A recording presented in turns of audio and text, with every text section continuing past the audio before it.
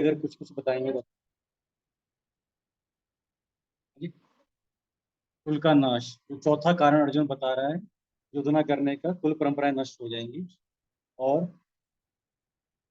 उनकी स्त्रियां दूषित हो जाएंगी और वांछित संतानें उत्पन्न होंगी। ये कह रहे थे। और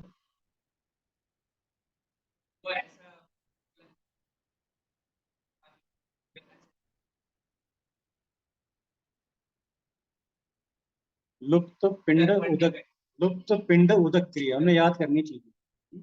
लुप्त गायब हो जाएंगे पिंड भोजन उदक पानी की क्रिया, एक्टिविटी। क्यों क्यों खत्म हो जाएंगी? क्यों नहीं करेंगे वो पता नहीं होगा। और दूसरा, प्रश्न वाला कोई नहीं होगा। और तीसरा मेन कारण, क्यों बंद कर रहे हैं? शराब जैसे आजकल लोग नहीं करते। आजकल लोग, मैक्सिमम लोग नहीं करते, उनको पता नहीं। कुछ लोग, कई काफी लोग नहीं करते आजकल। धीरे धीरे जो कर भी रहे हैं वो भी धीरे धीरे खत्म होता चला जाएगा। क्यों होगा? मेन कारण क्या है? उदाहरण दिया था एक, कलकत्ता में एक साइंटिस्ट से, और अपने प्रवचन में बोलते हैं, जो कह रहे हैं कि अगर अगर ऐसे यहाँ पे जल भोजन देकर वहां पहुंच जाएगा तो मुझे बेसमेंट में दे दो, मैं फर्स्ट फ्लोर में बैठा, मुझे वहां मिल जाएगा। क्या मतलब इसका?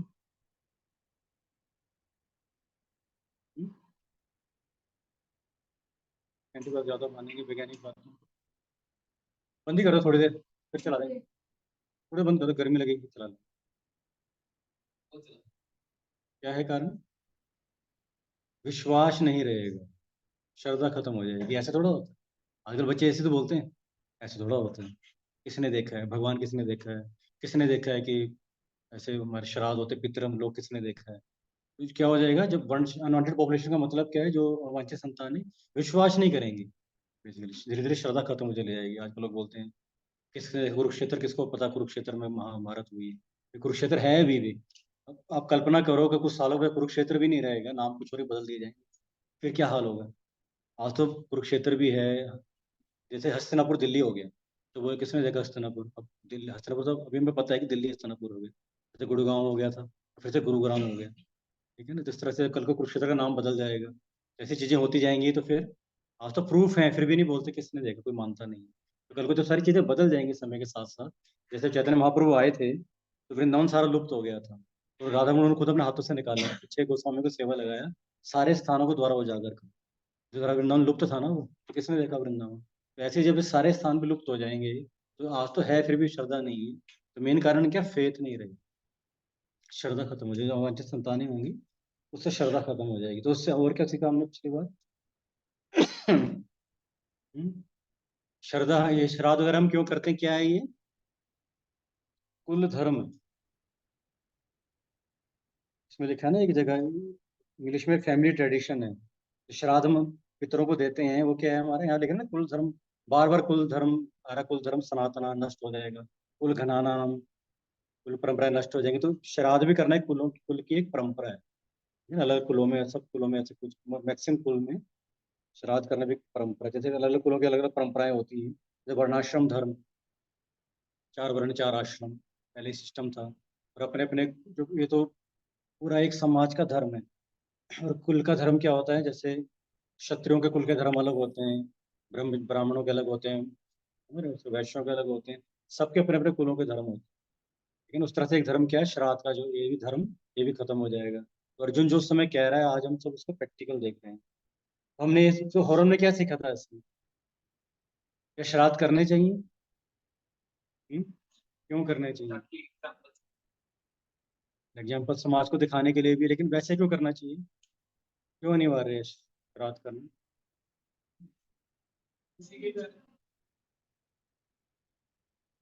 अपने पितरों को तर्पण करने के लिए। हम ही नहीं जानते हमारे पितृ किस अवस्था में है। हो सकता है कोई भूत प्रेत की योनि में हो। उसको जब तर्पण हम करते हैं, तो तर्पण कैसे होता है? कैसे होता है श्राद्ध? कैसे करना है? विष्णु या कृष्ण जी को भोग लगाते हैं। इसमें लिखा हुआ है, भगवान विष्णु को भोग लगा के अर्पण करने से कई कई पाप से व्यक्ति मुक्त हो जाता है। ऐसे लिखा ना यहाँ पे, यहाँ पे क्लियर लिखा है यहाँ पे। हाँ। जब वंशजों द्वारा पितरों को बचा प्रसाद अर्पित किया जाता है, तो उनका प्रेत योनि अन्य या अन्य प्रकार के दुख में जीवन से उद्धार होता है। तो देखो विष्णु प्रसाद को उनको देने से जो प्रेत योनि में अपनी कष्टों में उनका उद्धार हो जाता है। हम तो दिन में 3-3 क्या 10-10 6-6 5-5 7-7 बार खा रहे हैं। खा रहे नहीं खा रहे, इसमें लिखा है कि उनका भी उद्धार हो जाएगा जो पता नहीं कैसी योनि में कैसे कष्ट भोग रहे हैं। तो हम तो कितनी बार दिन में पा रहे हैं, लेकिन हमारी श्रद्धा नहीं है इस चीज पे, है कि नहीं? हमारी ही श्रद्धा नहीं है तो उनकी तो क्या बात करें जिनको श्रद्धा नहीं है, जो आजकल के नई जो पॉपुलेशन है। यहाँ पे क्लियर लिखा है कि उनको भी उनको उद्धार हो जाता है दुख में जीवन से और अलग अलग किसी प्रेत योनि से। और किसको नहीं करने होते अनिवार्य, किसके लिए नहीं है श्राद्ध करने? कृष्ण भक्तों के लिए इतने अनिवार्य नहीं है, लेकिन फिर भी करते हैं। कि अर्जुन कृष्ण भक्त नहीं है? तो अर्जुन भी तो किसको मान रहा है ना, अर्जुन भी कह रहा है ना। अर्जुन क्यों कह रहा है ये?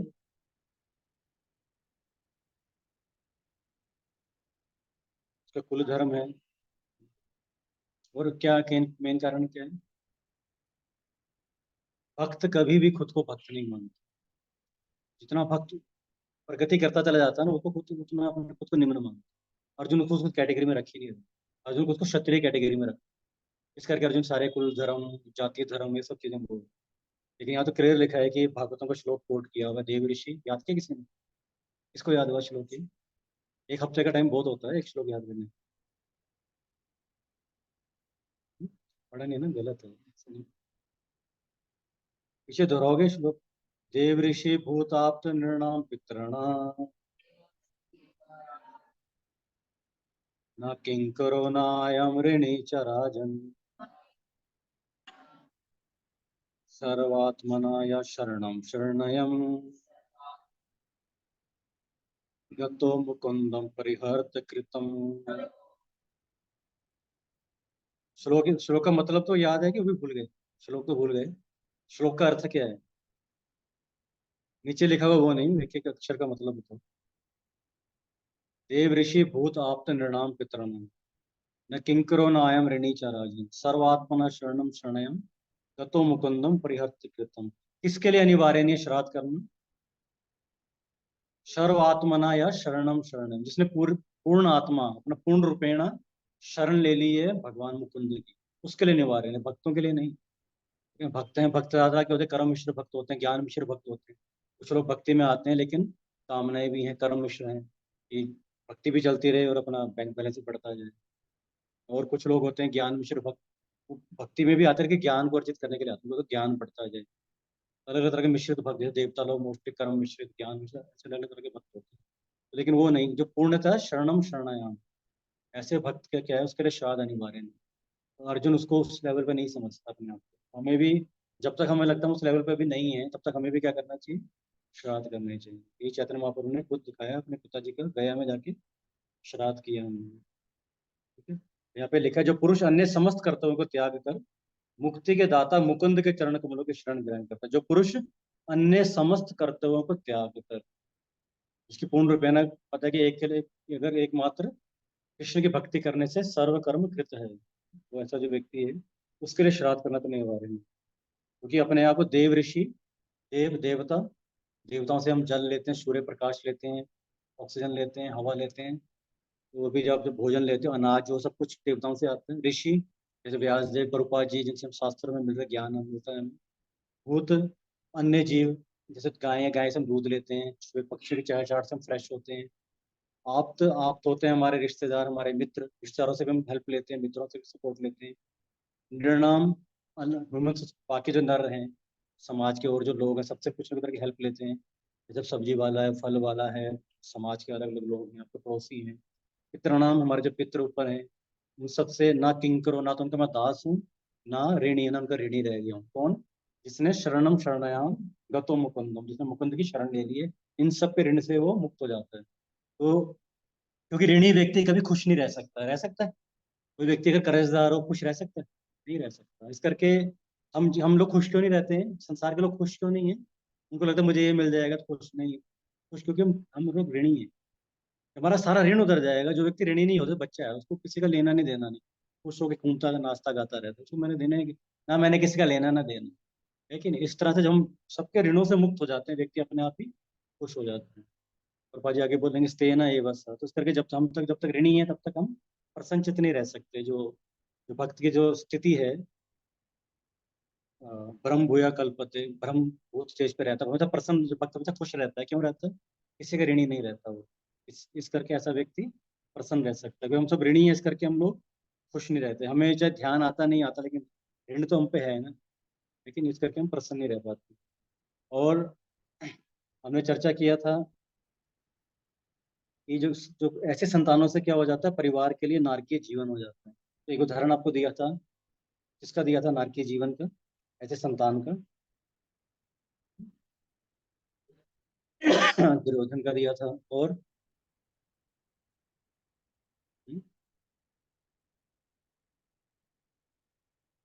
शास्त्रों में से किसका दिया था? दुर्योधन भी शास्त्रों में ही है। ध्रुव महाराज के वंश का दिया था। आगे राजा वेन हुए थे, राजा अंग थे, उनके पुत्र थे राजा वेन। उनको पुत्र चाहिए था, पुत्र उनको हो नहीं रहा था, बड़ी तपस्या की, बड़ी कठिनाई से फिर पुत्र प्राप्त हुआ, वो था वेन। और वेन बचपन में खेल खेल में बच्चों को मार देता था, दूसरों को कष्ट देता था। उससे पृथ्वी ने क्या किया ना, प्रोडक्शन रोक दी सारी अनाज की। ठीक है ना? जब प्रोडक्शन नहीं होती, उसका कारण क्या होता है? पृथ्वी रोक देती है। जब पाप बढ़ता है तो जो माँ है वो फिर प्रोडक्शन को कम कर देती है। फिर उनकी फिर जांगा से तो ब्राह्मण ने श्राप देके मार दिया उनको। जांग का उन्होंने मंथन किया। पहले एक काला, छोटा सा हाइट का बहुत काला व्यक्ति निकला, कि वो निकलती वो वन को चला गया। वो निशब्द जाति, जिसमें आगे एकलव्य हुए। ये जाति वो होती है जो वेदों को नहीं मानती है। कबीले वाले, एग्जैक्ट कबीले वाले भी नहीं, कबीले वाले भक्त होते हैं केवल, समझाने के लिए बता रहा हूँ। ठीक है ना? तो ये जो एकलव्य इस जाति से ही था, उसके गुरुदेव ने मना कर दिया था उसको सिखाने से, क्योंकि वो वेदों को, राजा को, उन सबको नहीं मानते थे। उसको पता, गुरुदेव को पता, अगर ये सीखेगा ये राजा के अगेंस्ट ही चलते हैं, धर्म के अगेंस्ट कार्य करेंगे। तो आगे चलकर उसने वही किया। वो जरासंध की सेना में शामिल हुआ, भगवान कृष्ण ने उसका फिर संहार किया। जरासंध को बार बार अटैक करता था मथुरा पे। उस तरह से उनका हमने कथा सुनी थी। और फिर हमने इसमें क्या देखा था, लेकिन ऐसे व्यक्ति का भी उद्धार हो सकता है अगर वो मुकुंद की शरण ले ले परिवार। हमने इसमें क्या सीखा था? हम श्राद्ध करने के लिए क्या चाहिए होता है? कौन करता है श्राद्ध? सब भूल जाते हैं एक हफ्ते में। पुत्र चाहिए। पुत्र चाहिए। इसमें देखा सकाम कर्म, तात्पर्य शुरू यहाँ से हो रहा है। सकाम कर्म के विधि विधानों विधानों के अनुसार कुल के पितरों को समय समय पर जल तथा पिंडदान दिया जाना चाहिए। सकाम कर्म मतलब कर्म कांड। कर्म कांड की फिलोसफी के अनुसार, सकाम कर्म के अनुसार समय समय पर अर्पण करना होता है। कौन करता है? पुत्र करता है। तो उसका विवाह किस लिए किया जाना चाहिए? और पाजी बोलते प्रवचन में कि पुत्र पुत्र अर्थ है भार्य। भार्य मतलब पत्नी किस लिए चाहिए? पुत्रार्थ भार्य, कि पुत्र की आवश्यकता इसके थे। लोग पहले विवाह किस लिए करते थे? केवल संतान के, पुत्र उत्पन्न होगा हमारा वंश, उसका तर्पण करेगा, इस करके पुत्र की विवाह किया करते थे। और पुत्र क्यों चाहिए? पुत्र पिंड प्रयोजन, प्रयोजन लक्ष्य क्या है? पुत्र प्राप्ति का। पिंड करेगा। पिंड से क्या होगा? पुत्राम तार्यते इति पुत्र, या पुत्र, पुत्र का मतलब है पुत्र नामक नरक है। तो तर मतलब तारना, जो पुत्र नामक नरक है तार, तो उसको बोलते हैं पुत्र। सिंपल सा, ठीक है ना? पुम नाम नरक नरकायते तार्यते इति पुत्र। जो पुम नाम है, पुत्र नामक नरक से तार, उसको बोलते हैं पुत्र। ठीक है ना? इस करके पहले पुत्र की आवश्यकता होती थी। प्रभा जी प्रवचन में बोलते हैं इस करके सबको एक पुत्र पीछे छोड़ना चाहिए, ताकि उनके कुल का वो उद्धार करेगा। अब जिसके पुत्र नहीं हो क्या करेगा? हैं? हमारे गली में, हम जहाँ पहले चंडीगढ़ में रहते थे, गली में एक 6 बहनें थी, थोड़ी दूर में 9 बहनें थी, क्योंकि पुत्र चाहिए था। पुत्र तो बनी, 6 बहनें होगी, वो तो 9 बहनें होंगी। तो पुत्र लोग बोला, पुत्र के लिए इतनी सारी बेटियां हो गई, तो वो लोग गलत नहीं थे। क्या आशा थी उनको कि पुत्र होगा, उससे क्या होगा? हमें पुत्र नामक नरक से तारेगा। तो जिसको पुत्र नहीं हो क्या करेगा?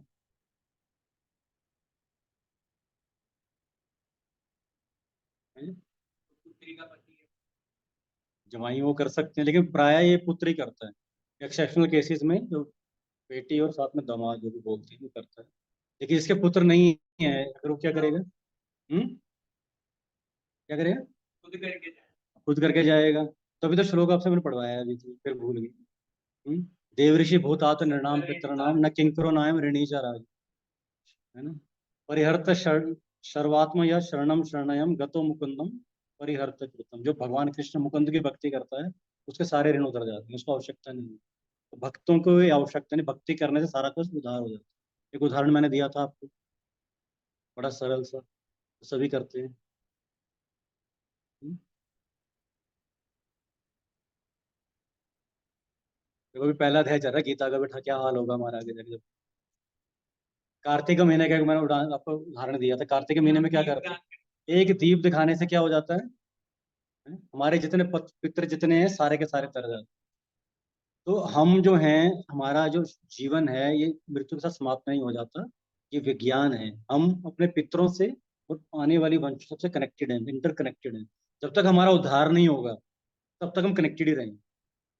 ये नहीं कि जैसे आपने अगला जन्म, किसी व्यक्ति ने अगला जन्म कहीं कुत्ते का ले लिया, ठीक है ना, तो ये नहीं उसका कनेक्शन खत्म हो गया।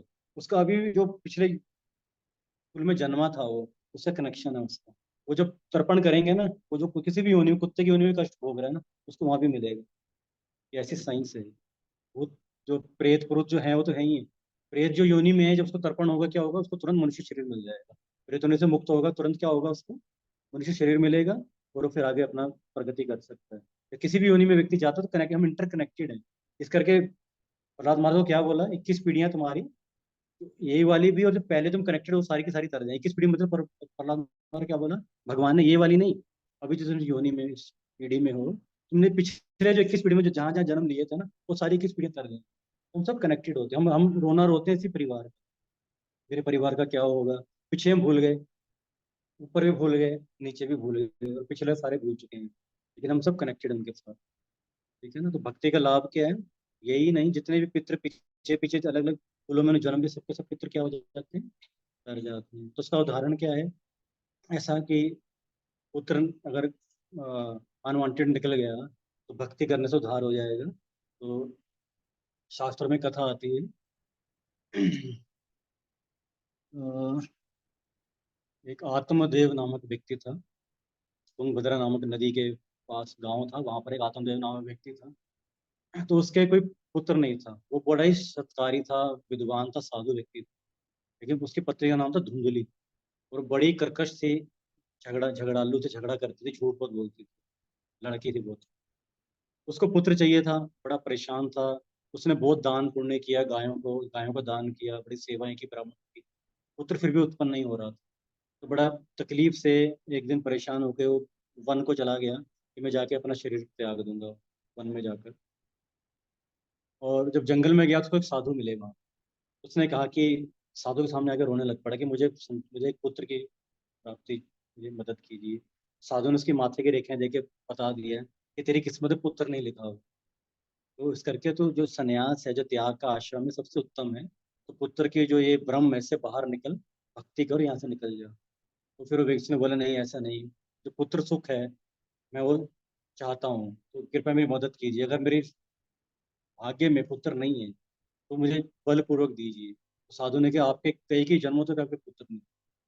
उसने कहा, मुझे बलपूर्वक दीजिए जैसे। तो रोने लग पड़ा, तो साधु को तरस आ गया। उसने उसको एक फल दिया, उसको बोला, ये जाकर अपनी पत्नी को दे देना, तो पत्नी इस फल को खाएगी तो उसको संतान होगी। तो फल लेकर आया, उसने अपनी पत्नी को दिया, क्या नाम था उसका, धुंधुली। धुंधुली, धुंधुली। उसको फल दिया कि फल खा लेना, पुत्र हो जाएगा। उस पत्नी ने सोचा, धुंधुली ने, कि इतने झंझट को कौन लेगा, पहले तो गर्भ में रखना पड़ेगा बच्चे को, इतना परेशानी है, बाद में जन्म देने की जो पीड़ा होगी, उसके बाद पालेगा कौन, इसको परेशानी होगी। तो उसने क्या किया, पति को झूठ बोल दिया, मैंने फल खा लिया। और उसने सोचा इसको टेस्ट तो करूं, वाकई में कुछ है कि नहीं। तो उसने वो फल को, उनके जो घर में गाय बंधी, गाय को दे दी। तो गाय ने फल खाया। तो कुछ समय के बाद गाय का संतान हुई, तो जो पुत्र हुआ, वो मनुष्य जैसा था, कान उसके गाय जैसे थे, बड़े बड़े। उसका नाम पड़ा गोकर्ण। कर्ण मतलब कान, गो मतलब गाय, गोकर्ण उसका नाम पड़ा। और जो जो वो स्त्री थी, अब पति को तो कुछ कर बताना था। उसने क्या किया, उसकी जो बहन थी, अपनी बहन और अपनी जो जीजा से उनके जो पुत्र हुआ था उसको खरीद के ले आई, पैसे उनके पास थे तो खरीद के ले आई, अपनी क्या बोलेंगे उसको, बहन के बच्चे को ले आई खरीद के। और घर लाकर उसने पति को बोला कि ये पुत्र हुआ है, लेकिन मेरे को दूध नहीं हो रहा है। लेकिन जो मेरी बहन है उसको ना मृत बच्चा हुआ है, लेकिन उसको दूध हो रहा है। इस करके मेरी बहन हमारे पास रहेगी, वो उसको दूध देगी, दूध वो पिलाएगी। उसने कहा ठीक है। तो बहन आके साथ में रहने लग पड़ी उससे।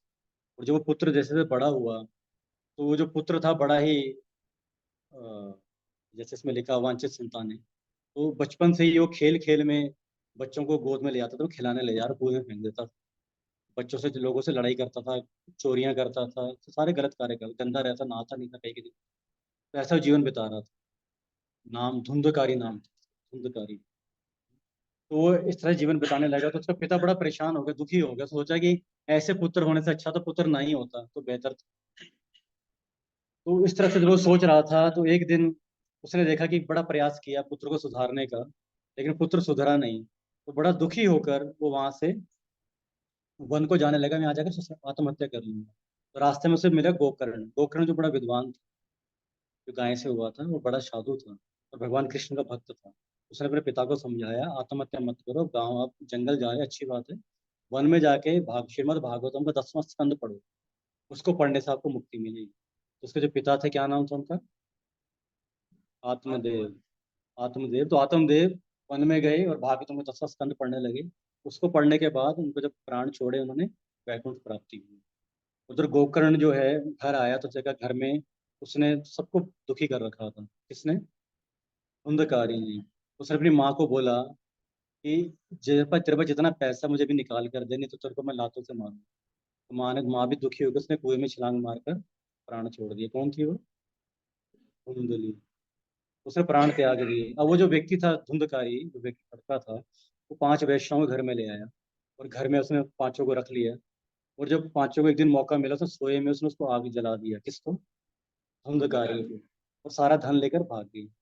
अब वो जो धुंधकारी था, वही से घर में वो प्रेत बनकर रहने लगा, भूत बनकर उसे घर में भटकने लग पड़ा। तो गोकर्ण जो है तीर्थों को चला गया था, उसको कहीं से खबर मिली कि ये जो घर में ऐसा ऐसा माहौल हो गया, और जो तेरा भाई है धुंधकारी, वो प्रेत योनि में चला गया। तो गोकर्ण वापस घर आया, साधु तो था ही, और उसने आके फिर वहां से देखा उसके भाई की ऐसी स्थिति है, तो वो गया में गया श्राद्ध करने, मेरे श्राद्ध करने चाहिए। तो गया में श्राद्ध करने गया, और श्राद्ध करके वापस लौट गया, तो देखा उसका भाई फिर भी प्रेत योनि में घूम रहा है। उसने बोला, अरे ये कैसे हो गया? मतलब गया में कहते हैं कि जो गया में जाके श्राद्ध कराओ तो डिलीवर पक्का ही होता है, ठीक है, नहीं, लेकिन वहां भी डिलीवर नहीं हुआ। तो धुंधकारी ने गोकर्ण को कहा, भैया मैं इतना बड़ा पापी हूँ, तो 100 बार गया जाके श्राद्ध भी करोगे, मेरा उद्धार नहीं हुआ, कुछ और करो। तो फिर ये श्लोक, जो मैं उदाहरण इसलिए दे रहा हूँ, ये श्लोक जो है, देव ऋषि भूतात नृणाम पितॄणाम मुकुंद की अगर शरण ले लो तो गोकर्ण को सूर्यदेव से प्रार्थना की, सूर्यदेव ने बताया तुम क्या करो, श्रीमद् भागवतम का 1 हफ्ते तक पाठ करो। तो वहां बैठकर उसने श्रीमद् भागवतम का 1 हफ्ते तक पाठ किया। उससे जाकर धुंधकारी को प्रेतने से मुक्ति मिली और वैकुंठ चला गया। तो ये भगवान श्रीमद् भागवतम के महात्म्य महिमा में आता है, ये कथा आती है। श्रीमद् भागवतम कितनी महिमा, क्या कहते हैं, मानवित है। भागवतम पढ़ने से भी क्या हो गया, उसके गोकर्ण का जो भाई था प्रेतों, उसका भी उद्धार हो गया। तो जिसका श्राद्ध तो करना ही है, पर कई बार स्थिति ऐसी, श्राद्ध से भी उद्धार नहीं होता है। मैं ये बताना यहाँ पे ये चाह रहा था, जहाँ पे ये लिखा है कि श्राद्ध से भी इम्पोर्टेंट क्या है, भगवान कृष्ण की भक्ति। अगर पुत्र नहीं भी है तो सकाम, तात्पर्य में पहले में क्या लिखा है, सकाम कर्म के विधि विधानों के अनुसार कर्म कांड में ऐसा ऐसा करना चाहिए। लेकिन जो भक्ति कर रहा है, वो ऑलरेडी हेड ऑफिस में, मेन ऑफिस में, उसको ये सब करने की आवश्यकता नहीं है, लेकिन फिर भी करना पड़ता है 2 कारणों से।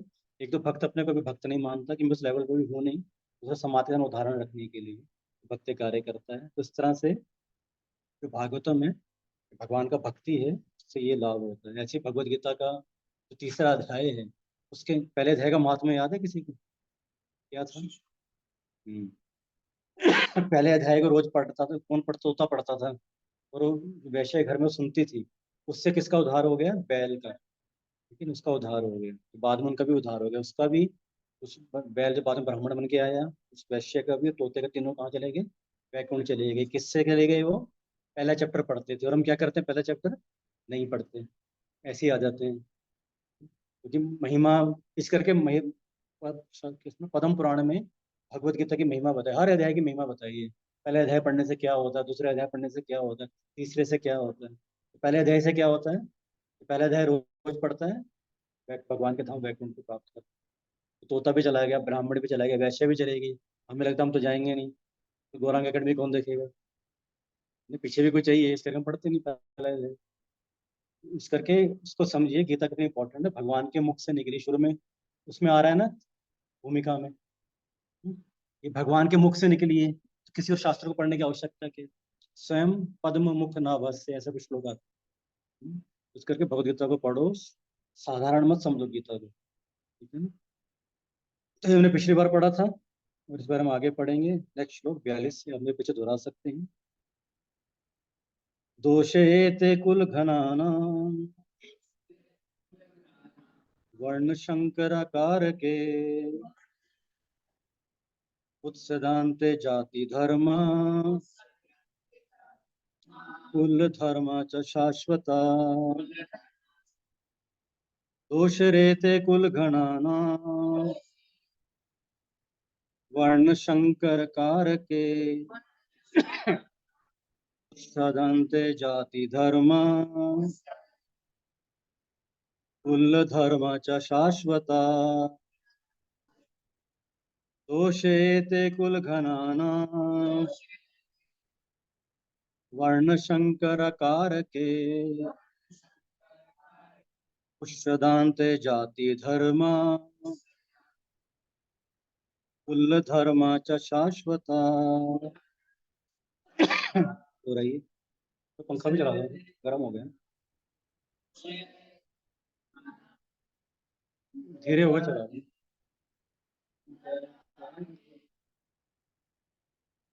उष्दान्ते जाति धर्म कुल धर्म च शाश्वता।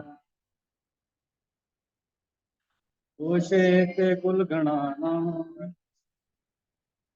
वर्ण शंकराकार के उष्दन्ते जाति धर्म कुल धर्म च शाश्वता। नेक्स्ट। दोषेते कुल घनानां वर्ण शंकराचार के उष्दन्ते जाति धर्म कुल धर्म च शाश्वता। दोषरेते कुल घनानां वर्ण शंकराकार के उष्दन्ते जाति धर्म कुल धर्म च शाश्वता। दोषेते कुल घनानां वर्ण शंकराकार के उष्दन्ते जाति धर्म कुल धर्म च शाश्वता।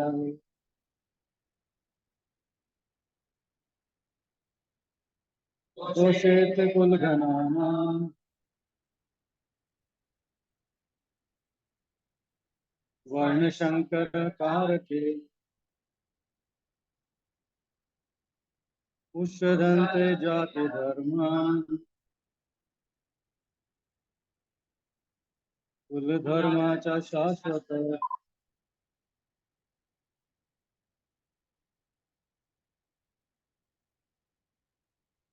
दोषेते कुल घनानां वर्ण शंकराकार के उष्दन्ते जाति धर्म कुल धर्म च शाश्वत।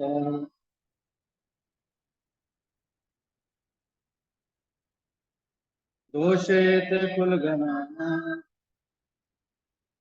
वर्ण शंकराकार के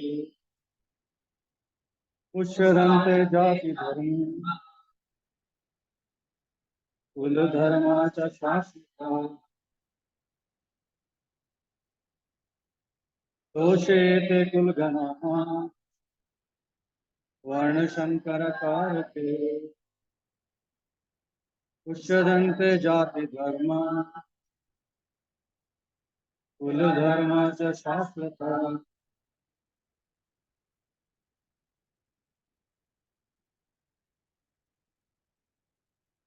दोषेते कुल घनानां वर्ण शंकराकार के उष्दन्ते जाति धर्म कुल धर्म च शाश्वत। दोषेते कुल घनानां वर्ण शंकराकार के उष्दन्ते जाति धर्म कुल धर्म च शाश्वत। दोषेते कुल घनानां वर्ण शंकर कारके उषरंत जाति धर्म धर्म च शाश्वता दोषेत कुलगणना वर्ण शंकर कारके उषरंत जाति धर्म कुल धर्म च शाश्वता दोषेत कुलगणना वर्ण शंकर कारके उषरंत जाति धर्म धर्म च शाश्वता गुणगणना शंकर कारके जाति धर्म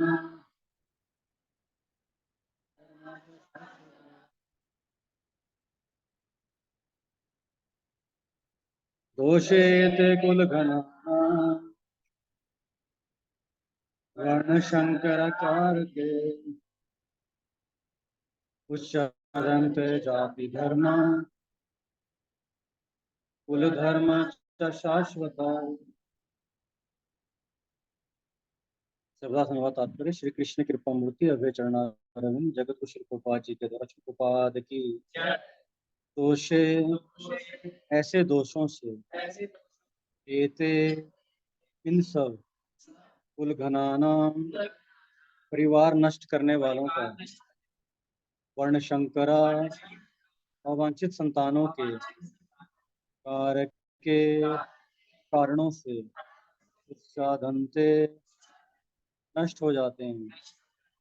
जाति धर्म सामुदायिक योजनाएं कुल धर्म पारिवारिक परंपराएं च ही शाश्वता सनातन। जो लोग कुल परंपरा को विनिष्ट करते हैं और इस तरह वांछित संतानों को जन्म देते हैं उनके दुष्कर्मों से समस्त प्रकार की सामुदायिक योजनाएं तथा पारिवारिक कल्याण कार्य विनष्ट हो जाते हैं। पीछे दोहराएंगे, जो लोग कुल परंपरा को विनष्ट करते हैं और इस तरह अवांछित संतानों को जन्म देते हैं इनके दुष्कर्मों से समस्त प्रकार की सामुदायिक योजनाएं तथा पारिवारिक कल्याण कार्य विनष्ट हो जाते हैं। तात्पर्य सुनिएगा, सनातन धर्म या वर्णाश्रम धर्म द्वारा निर्धारित मानव समाज के चारों वर्णों के लिए सामुदायिक योजनाएं तथा पारिवारिक कल्याण कार्य इसलिए नियोजित हैं कि मनुष्य चरम मोक्ष प्राप्त कर सके। अतः समाज के अनुत्तरदायी नायकों द्वारा सनातन धर्म परंपरा के विखंडन से उस समाज में अव्यवस्था फैलती है। फलस्वरूप लोग जीवन के उद्देश्य विष्णु को भूल जाते हैं। ऐसे नायक अंधे कहलाते हैं और जो लोग इनका अनुगमन करते हैं वे निश्चय कुव्यवस्था की ओर अग्रसर होते हैं। ओम अज्ञानतिमिरान्धस्य ज्ञानाञ्जनशलाकया चक्षुरुन्मिलितं येन श्रीगुरुवे नमः। चैतन्यमनोभीष्टं स्थापितं येन भूतले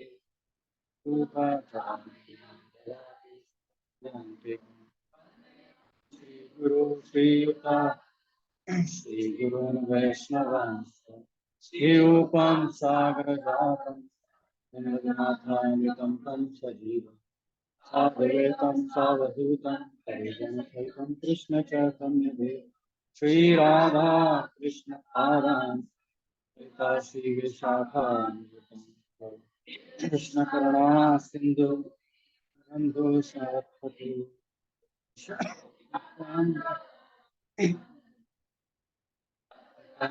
गौरांगी देवी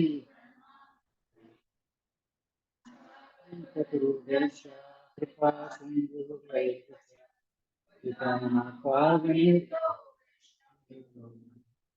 जय श्री कृष्ण चैतन्य प्रभु नित्यानंद श्री अद्वैत आचार्य गौर हरे कृष्णा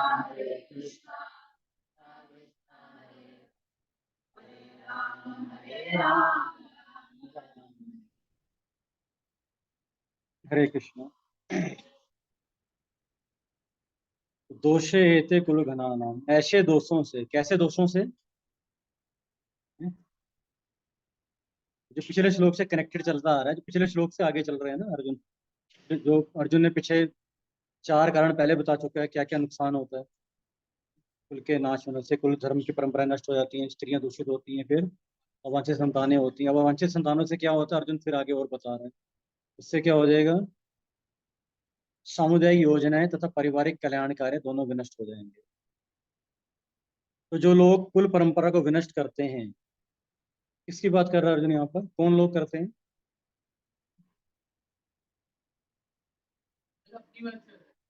अवांछित संतानें भी गए, लेकिन अभी खुद की बात कर रहे हैं अपनी। क्योंकि अभी अर्जुन कृष्ण से, भगवान से ये बात कर रहा है कि अगर हम इन सबको मार देंगे तो जो लोग, कौन लोग करते हैं जो यहाँ पे, अगर हम या फिर हमें अगर ज्ञान है तो उनको ज्ञान नहीं है, औरों को कि हमें तो ज्ञान है। तो अगर हम लोग कुल परंपरा को विनष्ट करेंगे तो उससे क्या होगा? वांछित संतानें होंगी, और उनके अवांछित संतानें जो दुष्कर्म करेंगी, उससे क्या हो जाएगा? सामुदायिक योजनाएं तथा पारिवारिक कल्याण कार्य विनष्ट हो गए। वर्ण शंकर कार्य के, वर्ण शंकर अवांछित संतानों को बोलते हैं कि उनके कारणों से उससे अंत नष्ट हो जाते हैं जाति धर्म और कुल धर्म। जाति धर्म क्या होता है और कुल धर्म क्या होता है? जाति धर्म और कुल धर्म। यहाँ पे तात्पर्य में सनातन धर्म को, वर्णाश्रम धर्म को सनातन धर्म कहा गया। सनातन में वर्णाश्रम धर्म, इस समाज, मानव समाज में क्या किस लिए थी? ये चारों वर्ण के लिए सामुदायिक योजना तथा पारिवारिक कल्याण कार्य इसके अनुसार थे, वर्णाश्रम धर्म, ताकि मनुष्य क्या हो? चरम लक्ष्य को प्राप्त कर सके, जो कि भगवान विष्णु है। तो जाति धर्म क्या होता है और कुल धर्म क्या होता है? जाति धर्म मतलब जैसे जाति, जैसे ब्राह्मण, क्षत्रिय, वैश्य, शूद्र, ये जाति है। ठीक है। लेकिन ये जाति कास्ट सिस्टम नहीं है। व्यक्ति की इंक्लिनेशन, झुकाव किस तरह, उसके अनुसार है। इस व्यक्ति का झुकाव क्षत्रिय की तरफ है, प्रोटेक्शन उस क्षत्रिय जाति का है। इसका झुकाव ज्ञान अर्जित करने की तरफ है, पठन पाठन पूजा की तरफ है, यज्ञ की तरफ, वो ब्राह्मण है। ऐसे इसकी सेवा के प्रति झुकान है, सबकी सेवा करना, कुछ और नहीं कर सकता, वो शूद्र जाति से है। और किसका केवल गौ की, गाय की रक्षा करना है, ट्रेडिंग करना, वैश्य जाति से है। तो ये जाति है, क्षत्रिय जाति। लेकिन कुल धर्म, जाति एक चीज है, धर्म, कुल धर्म अलग है। जैसे अर्जुन क्षत्रिय जाति से है, कृष्ण जी भी क्षत्रिय जाति से हैं, लेकिन दोनों के कुल अलग हैं। और भगवान कृष्ण यदुवंशी हैं, और जो अर्जुन है वो क्या है? कुरुवंशी है। तो समझ में आ गया? जाति तो दोनों क्षत्रिय हैं, लेकिन उनका कुल अलग अलग है। क्लैन सिस्टम आप स्कूल में पढ़ते थे ना। तो कुरुवंशी है, एक यदुवंशी है। पिछली बार आप क्वेश्चन पूछ रहे थे ना, तो उसके पीछे कृष्ण नाम आता, वार्ष्णेय नाम आता। तो कृष्ण और वार्ष्णेय क्यों बोला था पीछे अर्जुन ने? कृष्ण इसलिए बोला था कि अर्जुन जो चीजें बताने वाला है ये अच्छी नहीं है सुनने में, इसके लिए हम कुछ बुरा बोलते हैं, कृष्ण कृष्ण कृष्ण भक्त करता है ना। कृष्ण इसलिए बोला था। और वार्ष्णेय वृष्णि क्यों बोला था? क्योंकि भगवान विष्णु विष्णु वंश से हैं, उनके कुल में एक तो मधु हुए हैं, इस करके भगवान को माधव भी बोलते हैं। एक तो लक्ष्मीपति कारण भी बोलते हैं, उनके कुल में एक मधु हुए हैं, उसके उनका नाम माधव है। उनके कुल में एक एक शूर हुए हैं, इस करके भगवान का नाम एक शौरी भी है। और भगवान के कुल में यदु हुए हैं, इस करके भगवान का एक नाम यादव भी है। और भगवान के कुल में तीन वृष्णि हुए हैं, इस करके भगवान का नाम वार्ष्णेय भी है। पीछे वार्ष्णेय था, अर्जुन इसलिए बोला था वार्ष्णेय भगवान को कि आपने तो अपने कुल का नाम ऊंचा कर दिया वार्ष्णेय का, लेकिन हमारे कुरुवंश का नाम क्यों अपने सामने ही आप मिट्टी में मिलने दे रहे हो? इस करके अर्जुन ऐसा बोलता है। तो जाति से दोनों क्षत्रिय हैं, कुल उनके अलग अलग, इस करके दोनों के कुल के धर्म अलग अलग है। जैसे हम देखते हैं कृष्ण बुक में पढ़ते हैं, रुक्मिणी जी विवाह से पहले तो कुल की देवी जो है उनकी, दुर्गा जो, उसको पूजा करने के लिए जा रही है। उनके कुल का एक धर्म था, रीत थी, लेकिन तो लेकिन हम ये द्रौपदी में हम ये नहीं पढ़ते। द्रौपदी में ऐसा नहीं होता। तो उस करके है, क्षत्रियाणी है वो भी, लेकिन अपने कुल के अलग अलग धर्म होते हैं। आपका पूरा नाम कैसा है? जोशी, पंडित? पंडित होते हैं ना? ब्राह्मण? और कौन है यहाँ ब्राह्मण? हम्म? आलोक। तो आलोक और साहिल दोनों ब्राह्मण कुल से हैं। ठीक है ना? ब्राह्मण जाति से हैं, दोनों की जाति एक है, वो भी ब्राह्मण है, ये भी ब्राह्मण, लेकिन दोनों के कुल अलग अलग। ठीक है ना? वो झा कुल है, आपका क्या है? जोशी। समझ, क्लियर हो गया ना? है दोनों ही ब्राह्मण है, लेकिन इनके जाति एक है, लेकिन कुल इनके अलग अलग है, उनके कुल की परंपराएं भी अलग अलग होंगी। इनके जैसे आप यहाँ नरसिंह की पूजा करते हैं, आप यहाँ किसी और की पूजा करते हैं, ठीक है ना। उस तरह से देवी की पूजा करते हैं, या आपके क्या कहते हैं, सूर्य को जब करते हैं क्या बोलते हैं उसको? छठ पूजा करते हैं। तो हैं ब्राह्मण, लेकिन कुल परंपराएं अलग है। क्लियर हो गया? जाति धर्म कुल धर्म दोनों में नष्ट हो जाते हैं जब ऐसे वंचित संतानें। तो वर्णाश्रम धर्म में अनुसार क्या है, जाति के लिए कुल के लिए अलग अलग धर्म नियोजित किए हुए हैं, ताकि किस लिए किए, ताकि अपने चरम लक्ष्य को प्राप्त कर सके। देखो हर कोई जो है भगवान की भक्ति में सीधा नहीं लगता। कितने लोग हैं आप सीधा बोलोगे कि हरे कल से 16 माला जप करना है, सूर्य को मंगला करना है, भगवान को भोला के ग्रहण पाओ, कितने लोग इसको मानेंगे? या फिर कालका में कितने इसको कर रहे हैं, कितने हरियाणा में कितने कर रहे हैं, तो भारत में कितने करें, पूरे विश्व में कितने कर रहे हैं? तो सारे इसको नहीं करेंगे। इस करके जो वर्णाश्रम धर्म जो सनातन है, सनातन मतलब प्राचीन, जो सृष्टि जब से शुरू हुई है तब से वर्णाश्रम धर्म है, जब से सृष्टि शुरू हुई है, ठीक है ना। तो इस करके वो जो धर्म, सनातन धर्म क्या करता है, वो हर कोई भक्ति में सीधा नहीं लगेगा, लेकिन जाति धर्म कुल धर्म का पालन करेगा वो। लेकिन धीरे धीरे उसको क्या पता लगेगा कि चरम लक्ष्य मेरा क्या है, विष्णु को प्राप्त करना है।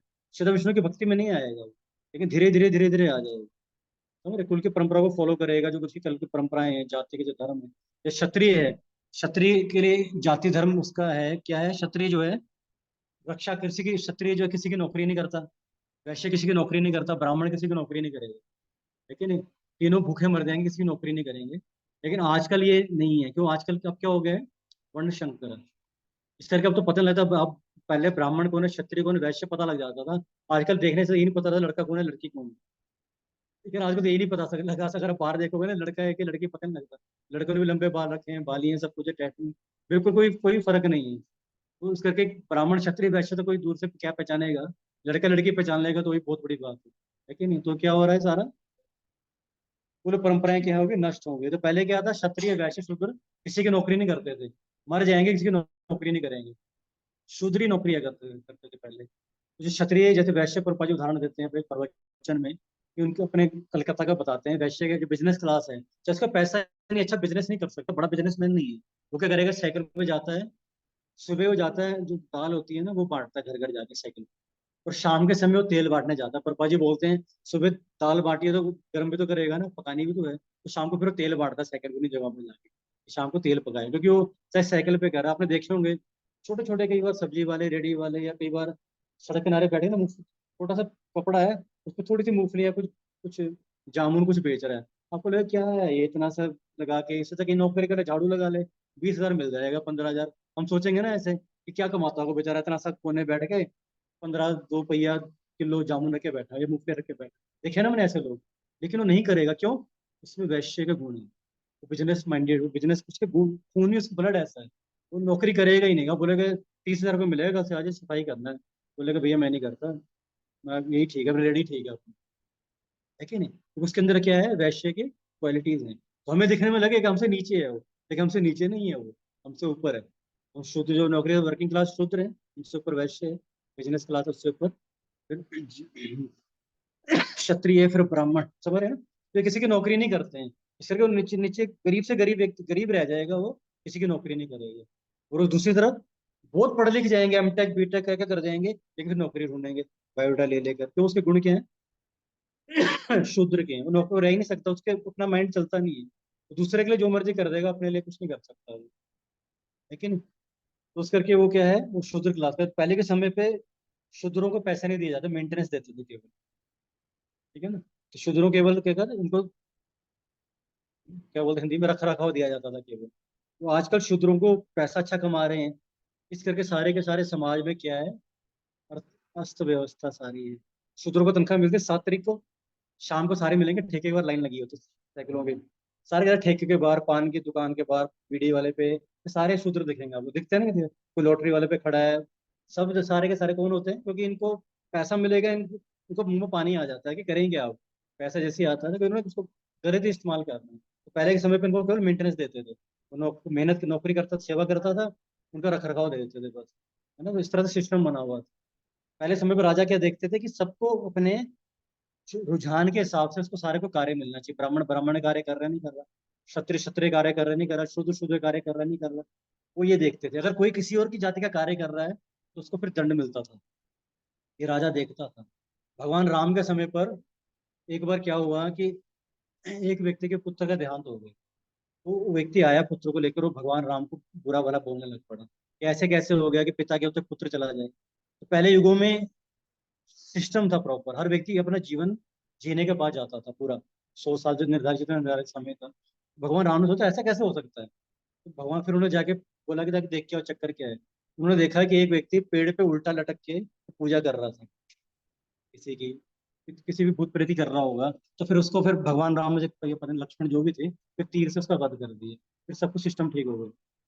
तो पहले लोग, पहले राजा क्या देखते थे, कोई अपने झुकाव के साथ कार्य कर रहा नहीं कर रहा। आज का सब उल्ट उल्ट पुल्ट है।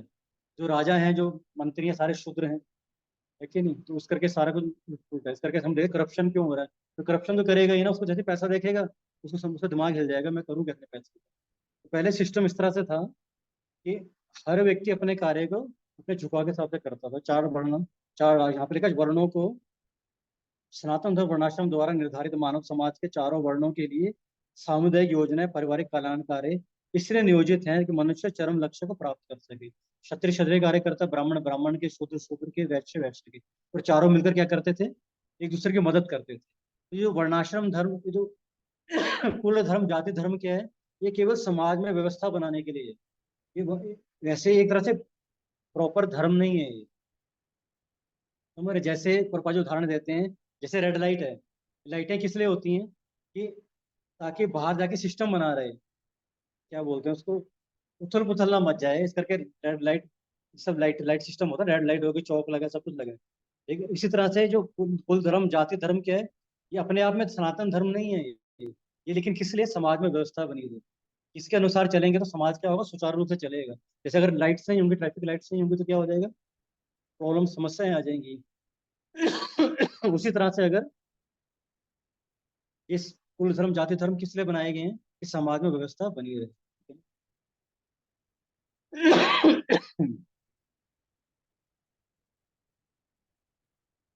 पानी में।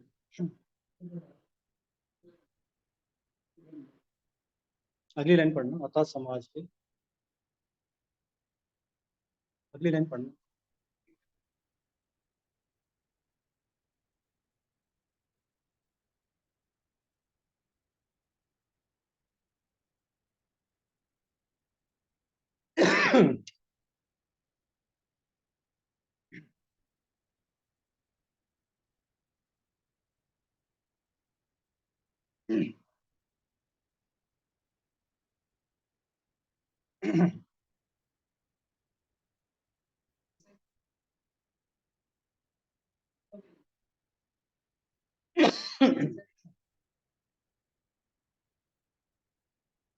तो आगे क्लियर कर रहे हैं, जो मैंने अभी समझा दिया आपको, ये किस लिए धर्म, ताकि समाज में व्यवस्था बनी रहे। लेकिन जब ऐसे लोग, जब कुल परंपराएं और ये जाति धर्म सब नष्ट हो जाते हैं, उससे क्या होता है, अव्यवस्था होती है, लोग भूल जाते हैं जीवन का लक्ष्य क्या है। इसका मतलब अब लोग जानते हैं जीवन का लक्ष्य क्या है, नाते विदु स्वार्थ गति विष्णु, हमारी गति क्या, विष्णु भगवान कृष्ण को प्राप्त करना। ठीक है। और जो लोग ऐसे नायक हैं वो क्या, अंधे हैं, और जो उनको फॉलो कर रहे हैं वो भी क्या है, वो भी अंधे हैं। अंधा यथा अंधा कोई माने। तो अगर अंधे का कोई अनुगमन करेगा, कहाँ जाएगा, गड्ढे में। ठीक है ना, क्योंकि जो हमारे नायक हैं वो क्या, उनको नॉलेज नहीं है कि कुल धर्म जाति धर्म, इनका नॉलेज करके उनको तो फॉलो करें, उनको भी नॉलेज नहीं है। तो हम सब क्या हो गए, अपने जीवन का लक्ष्य विष्णु को हम भूल गए हैं। ठीक है, तो इस श्लोक में बताया है। नेक्स्ट श्लोक पढ़ेंगे आगे वाले। उत्सन कुल धर्माणाम मनुष्याणाम जनार्दन नरके नियतम वास भवति इति अनुशुश्रुमा। उत्सन कुल धर्माणाम मनुष्याणाम जनार्दन नरके नियतम वासो भवति इति अनुशुश्रुमा। उत्सन्नकुल धर्मणानां मनुष्याणां जनार्दन नरके नियतं वास भवति इति अनुशुश्रुमा। उत्सन्नकुल धर्मणानां मनुष्याणां जनार्दन नरके नियतं वासो भवति इति अनुशुश्रुमा। पढ़ा सकते हैं। उत्सन्नकुल धर्मणानां मनुष्याणां जनार्दन नरके नियतं वासो भवति इति अनुशुश्रुमा। उत्सन्नकुल धर्मणानां मनुष्याणां जनार्दन नरके नियतं वासो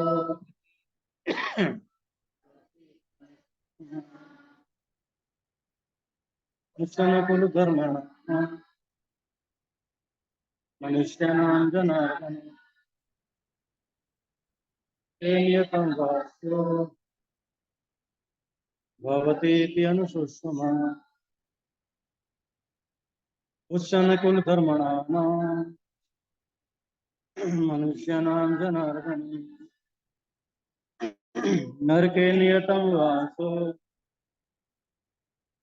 भवति इति अनुशुश्रुमा।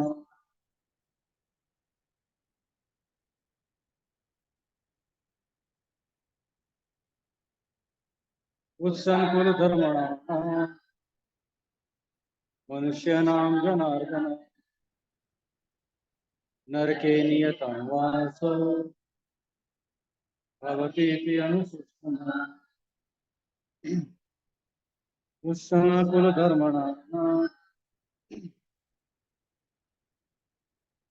मनुष्याणां जनार्दन नरके नियतं वासो भवति इति अनुशुश्रुमा।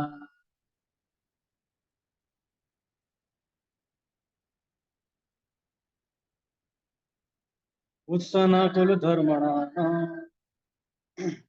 मनुष्याणां जनार्दन नरके नियतं वासो भवति इति अनुशुश्रुमा।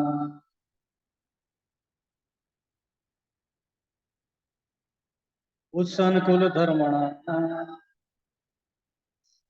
मनुष्याणां जनार्दन नरके नियतं वासो भवति इति अनुशुश्रुमा। उत्सन्नकुल धर्मणानां मनुष्याणां जनार्दन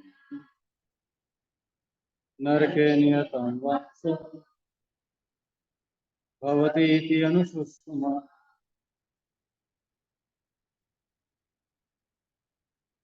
उत्सन्नकुल धर्मणानां मनुष्याणां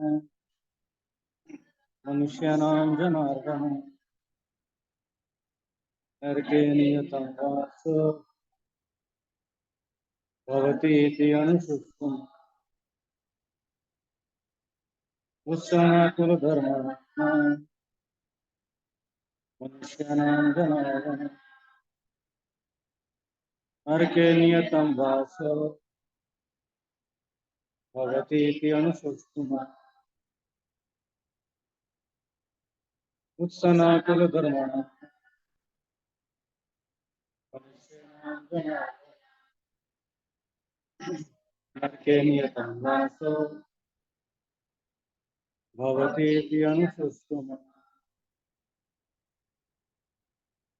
उत्सन्नकुल धर्मणानां मनुष्याणां जनार्दन नरके नियतं वासो भवति इति अनुशुश्रुमा। उत्सन्नकुल धर्मणानां मनुष्याणां जनार्दन नरके नियतं वासो भवति इति अनुशुश्रुमा। उत्सन्नकुल धर्मणानां मनुष्याणां नरके नियतं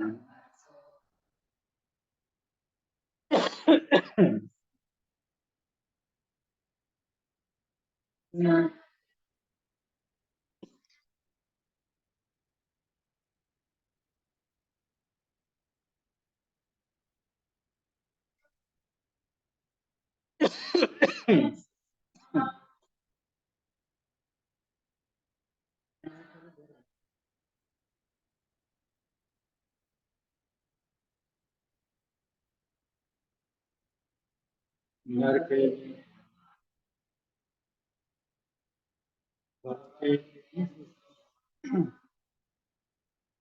शब्दार्थ अनुवाद कुछ सना कोई रह गया।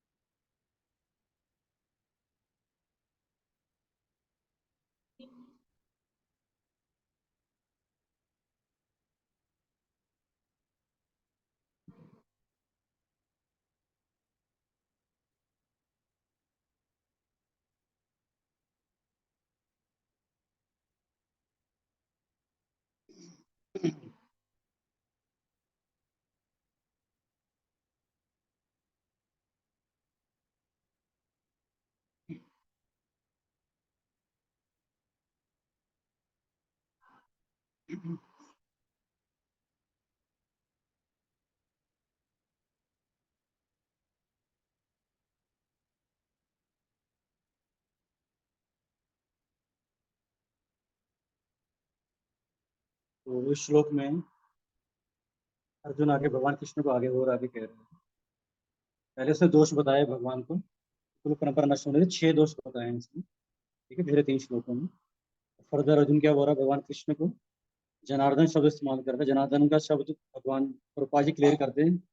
अर्जुन ने कृष्ण को जनार्दन क्यों बोला है, आप अगर अनुवाद पढ़ोगे वहां से क्लियर हो जाता है। प्रजापालक कृष्ण, जनार्दन का मतलब कौन होता है, जो सबका पालन करने वाला, जन का अर्दन, जन का पालन करने वाला। तो क्या क्यों बोल रहा है अर्जुन भगवान को जनार्दन प्रजापालक।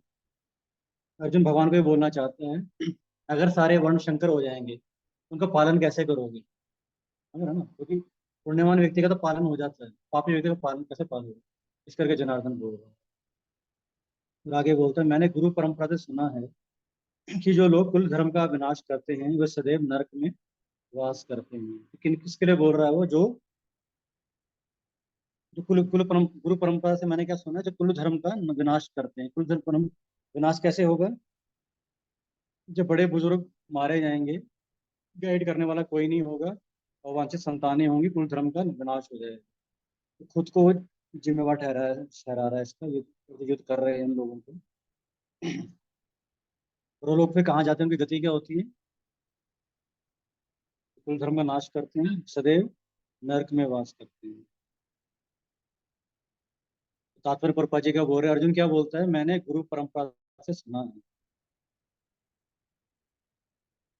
तो सबसे पहले कुल धर्म, किसके कुल के धर्म नाश होंगे, मनुष्यों के। प्रभात तात्पर्य में वो अपने प्रवचन में बोलते हैं, कुल धर्म तो मनुष्यों के ही होते हैं ना, पशुओं के तो होंगे नहीं, है कि नहीं। तो किसकी बात हो रही है, मनुष्यों की। तो मनुष्यों के कुल धर्म नष्ट हो जाएंगे, जो करेगा वो कहाँ जाएगा, नरक में जाएगा। ऐसे मैंने किससे सुना है, गुरु परंपरा से।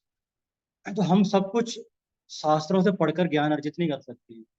शास्त्रों में सब कुछ दिया हुआ है, कुछ में कोई दो राय नहीं है। लेकिन हम सभी शास्त्रों को पढ़ नहीं सकते। ये तुम्हारी रुचि भी नहीं है पढ़ने की आजकल। अगर हम पढ़ेंगे भी तो इतना समय लग जाएगा कि तब तक हम हर ज्ञान को अर्जित नहीं करो। जो हम पढ़ेंगे भी उसको हम अपनी बुद्धि के अनुसार समझेंगे। लेकिन इस करके कई चीजें हम सुनकर समझते हैं। जो गुरु परंपरा से जो ज्ञान आता है उसको क्या बोलते हैं, डिवाइस किए हुए हैं। मैंने गुरु परंपरा से, गुरु परंपरा, जो परंपरा से ज्ञान आता है उसको क्या बोलते हैं।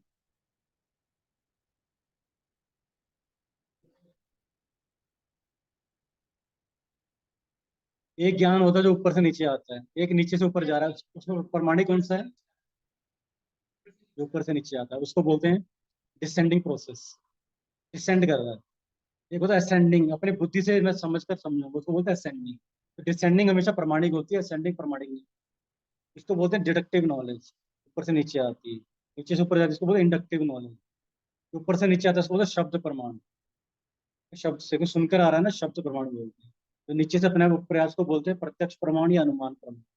ठीक है। और इसको बोलते हैं अवरोह पंथा। अवरोह, कोई रोक नहीं सकता, बिना रुकावट की चलता आ रहे हैं। कृष्ण जी ने विष्णु वर्मा को दिया, वर्मा नारद को दिया, वेद व्यास को, व्यासदेव को दिया और अर्जुन को दिया, ऐसे नीचे आया। अवरोह, जो हम प्रयास से ऊपर को अपने प्रयास से जो ज्ञान अर्जित करते हैं उसको बोलते हैं अरोह पंथ।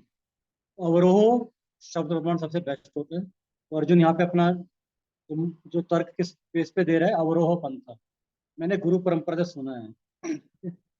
तो अर्जुन यहाँ पे तात्पर्य प्रभुपाद जी लिख रहे हैं कि अर्जुन जो तर्क तो दे रहा है भगवान के साथ, लेकिन अपने निजी अनुभव पे नहीं दे रहा वो किस पे दे रहा है, अपने आचार्य जो उसने सुना है उस पर आधारित करते हैं।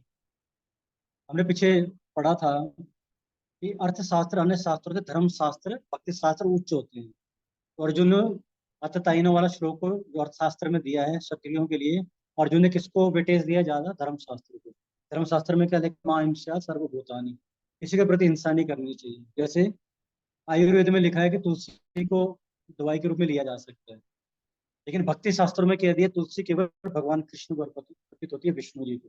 अगर कोई इसको सीधा लेता तो पाप है। तुलसी केवल कृष्ण, तुलसी कृष्ण प्रेयसी, नामो नमः, उसको नमस्कार करो, आओ नहीं।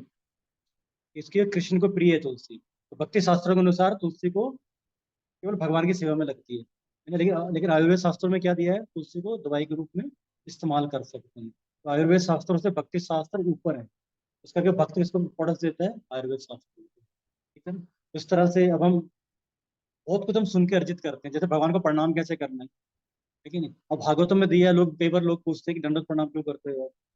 भागवतम में पढ़ोगे तो उसमें जब दिति के सामने, अदिति के सामने नहीं, दिति, दिति या अदिति, हाँ, अदिति के सामने जब भगवान विष्णु प्रकट होते हैं, जो कि तपस्या कर रही होती है, तो भगवान विष्णु प्रकट होते हैं तो दंडवत प्रणाम करती है, जो भागवतम में आता है। और इवन शिव विरिंची नूतम, भगवान विष्णु भगवान शिव, जब भगवान विष्णु, भगवान शिव और भगवान ब्रह्मा, जब भगवान विष्णु दक्ष के यज्ञ में आते हैं, दोनों दंडवत प्रणाम करते हैं।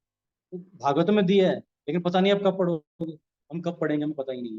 लेकिन जब हम देख लेते हैं भक्तों को, भक्त सुन लेते हैं कि पुरुष को दंडवत प्रणाम करना चाहिए, माता को पंचांग प्रणाम करना चाहिए, तो हम सुनकर गुरु परंपरा से भक्तों सुनकर हम उसको स्वीकार कर लेते हैं। तो ज्ञान सुनकर भी अर्जित होता है कि नहीं। अगर जिससे, जिसने ज्ञान को सुना हुआ है, जिसने ज्ञान को अर्जित कर लिया, उससे सुनकर भी ज्ञान अर्जित हो जाता है। ये तो बहुत कुछ ऐसा है जो हमें, जब तक हम पढ़ेंगे पता नहीं कितना समय निकल जाता है। लेकिन हमें पता है भगवान को प्रणाम करते हैं हमने लेफ्ट साइड से करना है, देवताओं को करना है राइट साइड से करना है। हम देख के सीख जाते हैं या सुनकर हम सीख जाते हैं। इसको हम शास्त्रों में ढूंढेंगे मिल जाएगा, लेकिन पता नहीं कितना समय लगेगा और हमें पता नहीं कहाँ ढूंढना है। इस करके जो ज्ञान है केवल पढ़कर ही अर्जित नहीं होता, वो गुरु परंपरा से या ऊपर वरिष्ठ से सुनकर भी अर्जित किया जा सकता है। उस तरह से अर्जुन ने जो ज्ञान है, इवन छोटी छोटी चीजें हैं कि सड़क को लेफ्ट साइड चलना है, टॉयलेट कहाँ जाना है, हाथ कौन से हाथ से खाना खाना है, हाथ कैसे धोने हैं, ये भी हमने सीखा ही है ना सुनकर। लेकिन जब हम आए थे हमें क्या पता था, कुछ भी नहीं पता था। लेकिन अपना भी नहीं पता था, अपना नाम भी हमने सुना ही है किसी से। लेकिन हम सुनकर भी ज्यादा ज्ञान अर्जित करते हैं। तो अर्जुन अपना जो ज्ञान है किस पे निर्धारित कर रहा है, अपने निजी अनुभव पे नहीं।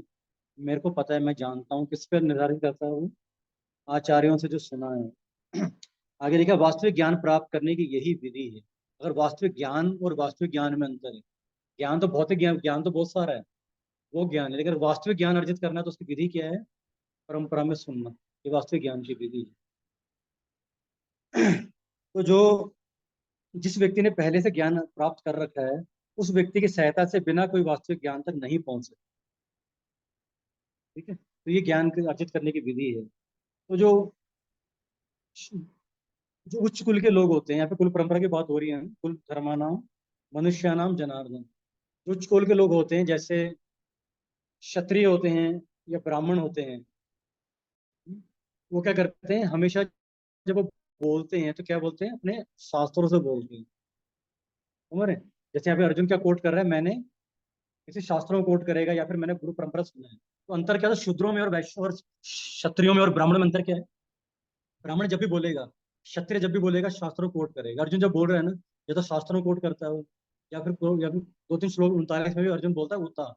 उता मतलब ऐसा सुना गया है, ऐसा लिखा है। अब 39 श्लोक में जाओगे ना, उसके लास्ट लाइन में लिखा, 39 के लास्ट में, और यहाँ पे धर्म नष्टे कुलत्कृष्टम अभिभवती, धर्म अभिभवती उता, ऐसा कहा जाता है, ऐसा सुना है। तो अर्जुन पहले ही बता रहा है, मैंने ऐसा सुना है, ऐसा कहा जाता है, मतलब ऐसे सर्कल में कहा जाता है, विद्वान सर्कलों में। तो जब पता कैसे लगता है कि कौन बोल रहा है? ब्राह्मण जब बोलता है, क्षत्रिय जब बोलता है, हमेशा शास्त्रों से कोट करते हैं, इससे पता लग जाता है व्यक्ति का ब्राह्मण है शास्त्र। लेकिन जो शूद्र जब बोलता है, वो क्या बोलता है? मुझे ऐसा लगता है, मेरा ऐसा मत है, मेरे हिसाब से साईं बाबा भक्त भगवान है, मेरा ऐसा मानना है कि अगर हम साईं बाबा की पूजा करें तो सब सारे संसार का कल्याण होगा।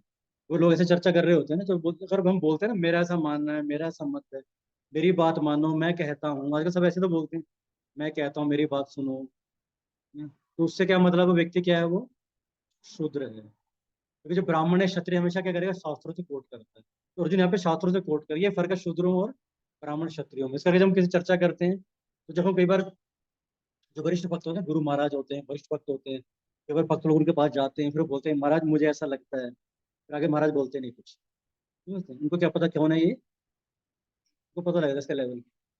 अर्जुन भगवान से बात कर रहा है, अर्जुन भगवान को ये नहीं बोल रहा कि भगवान मुझे ऐसा लगता है, मेरा ऐसा मानना है कि हम, अगर हम ऐसा करेंगे तो नरक को जाएंगे। अर्जुन कहीं भी ऐसा नहीं बोल, तो शास्त्रों को कोट कर रहा है, या मैंने गुरुजनों से सुना है, गुरु परंपरा से सुना है। समझ रहे हैं? तो ये अंतर है। ये जब दो ज्ञानी, दो विद्वान व्यक्ति बात करते हैं, वो शास्त्रों से बात करते हैं। और जो जो दो मूर्ख व्यक्ति बात करते हैं, तो वो हमेशा मेरी मर्जी, मेरा मन ऐसा कहता है, मुझे ऐसा लगता है, मेरी बात सुनो, मेरी बात मानो, मेरा ऐसा कहना है। समझ रहे? मेरे दोस्त ऐसा बोल रहा था, मेरे भैया ऐसे कहते हैं। समझ रहे? ये सब शूद्र व्यक्ति चर्चा करते हैं। तो अर्जुन यहाँ पे, तो यहाँ पे ब्राह्मण की, क्षत्रिय की और शूद्र में जो अंतर है, यहाँ से पता लगेगा। हमेशा जो उच्च कुल के लोग हमेशा परंपरा से या शास्त्रों से कोट करके बात करते हैं, अर्जुन यहाँ पे शास्त्रों से कोट करके बात कर रहे हैं। और ये वास्तविक ज्ञान करने, प्राप्त करने की विधि भी यही है। आगे यहाँ पे लिखा है वर्णाश्रम की एक पद्धति के अनुसार मृत्यु के पूर्व मनुष्य को पाप कर्मों के लिए प्रायश्चित करना होता है। जो पापात्मा, उसे इस विधि का अवश्य उपयोग करना चाहिए। ऐसा किए बिना मनुष्य निश्चित रूप से नरक भेजा जाएगा, जहाँ उसे अपने पाप कर्मों के लिए कष्ट में जीवन बिताना पड़ेगा। तो हम अभी बात कर रहे थे कि हर व्यक्ति सदा भक्ति में जाता नहीं है ना। हर व्यक्ति तो भक्ति नहीं करेगा, कि बोलोगे भक्ति करो, हर व्यक्ति नहीं करेगा। तो इस करके भगवान ने वर्णाश्रम सिस्टम बनाया था, चतुर्वर्ण मया सिस्टम, गुणा कर्म विभाग। चार तरह भगवान भगवत में क्या कहते हैं कि चार वर्ण चार आश्रम मैंने बनाए।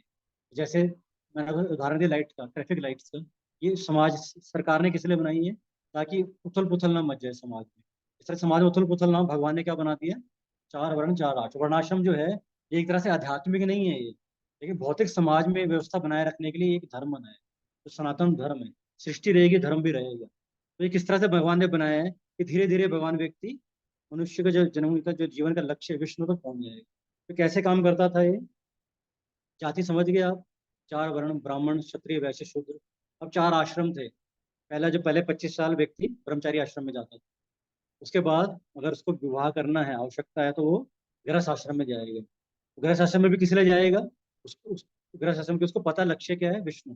तो उसने ट्रेनिंग कर लिया ब्रह्मचारी आश्रम में, फिर गृहस्थ आश्रम में चले जाएगा। उसके आगे फिर वो वानप्रस्थ, फिर सन्यास।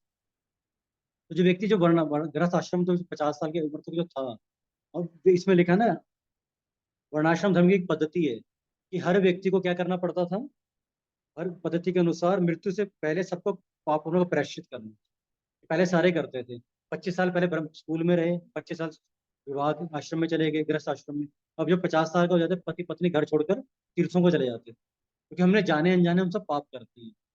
हमें लगता है हम नहीं करते, कुछ तो हम जानबूझ के भी करते हैं, कुछ जाने अनजाने हो जाते। जैसे आप घर में आप गैस जलाते हैं, गैस बंद करते हैं, पानी की बाल्टी खाली करते हैं, झाड़ू लगाते हैं, पोछा लगाते हैं, उसमें कई कीटाणु मरते हैं, है कि नहीं? और उसके अलावा स्प्रे तो हम यूज करते ही हैं, मॉस्किटो रिपेल, क्या क्या हम यूज नहीं करते।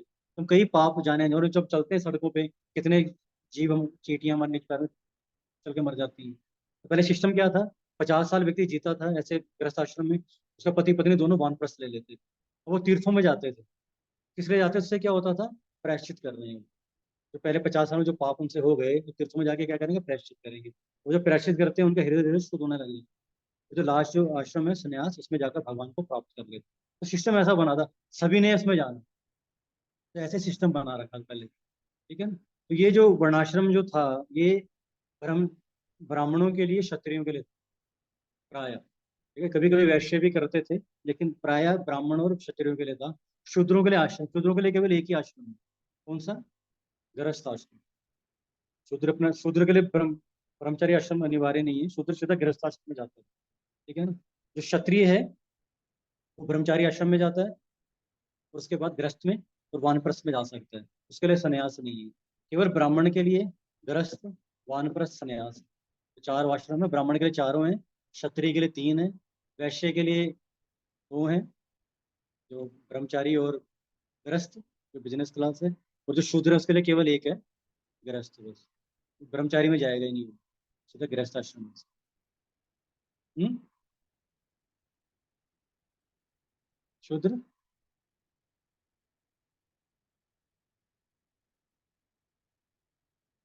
वो उन शूद्रों को पढ़ाया नहीं जाता था। शूद्र पहले पढ़ते ही नहीं थे, पहले वैश्य भी नहीं पढ़ते थे। वैश्य भी जैसे भगवान कृष्ण बलराम, वो स्कूल नहीं गए। ठीक है। जब वो स्कूल कब गए? जब वो वहां से मथुरा चले गए, तो उनके पिता वसुदेव ने उनको स्कूल भेजा, सांदीपनि मुनि के आश्रम में। तो सुदामा जी जा रहे थे, दोनों रथ में आ रहे थे, सुदामा जी को लिफ्ट दे दी। तो सुदामा से बात होने लग पड़ी, सुदामा जी कहाँ पढ़ते हैं? कहते हैं सांदीपनि आश्रम में जाता हूँ। तुम दोनों कहाँ जा रहे हैं? कहते हम पढ़ने जा रहे हैं। उसी क्लास में जा रहे हो, प्ले वे में जा रहे हैं। सुदामा ने देखा दोनों को, इतने बड़े बड़े, 11-11 साल के थे दोनों। अब वो पढ़ने जा रहे थे, क्योंकि पहले पढ़े ही नहीं थे, क्योंकि वैश्य से पढ़ने की आवश्यकता नहीं थी।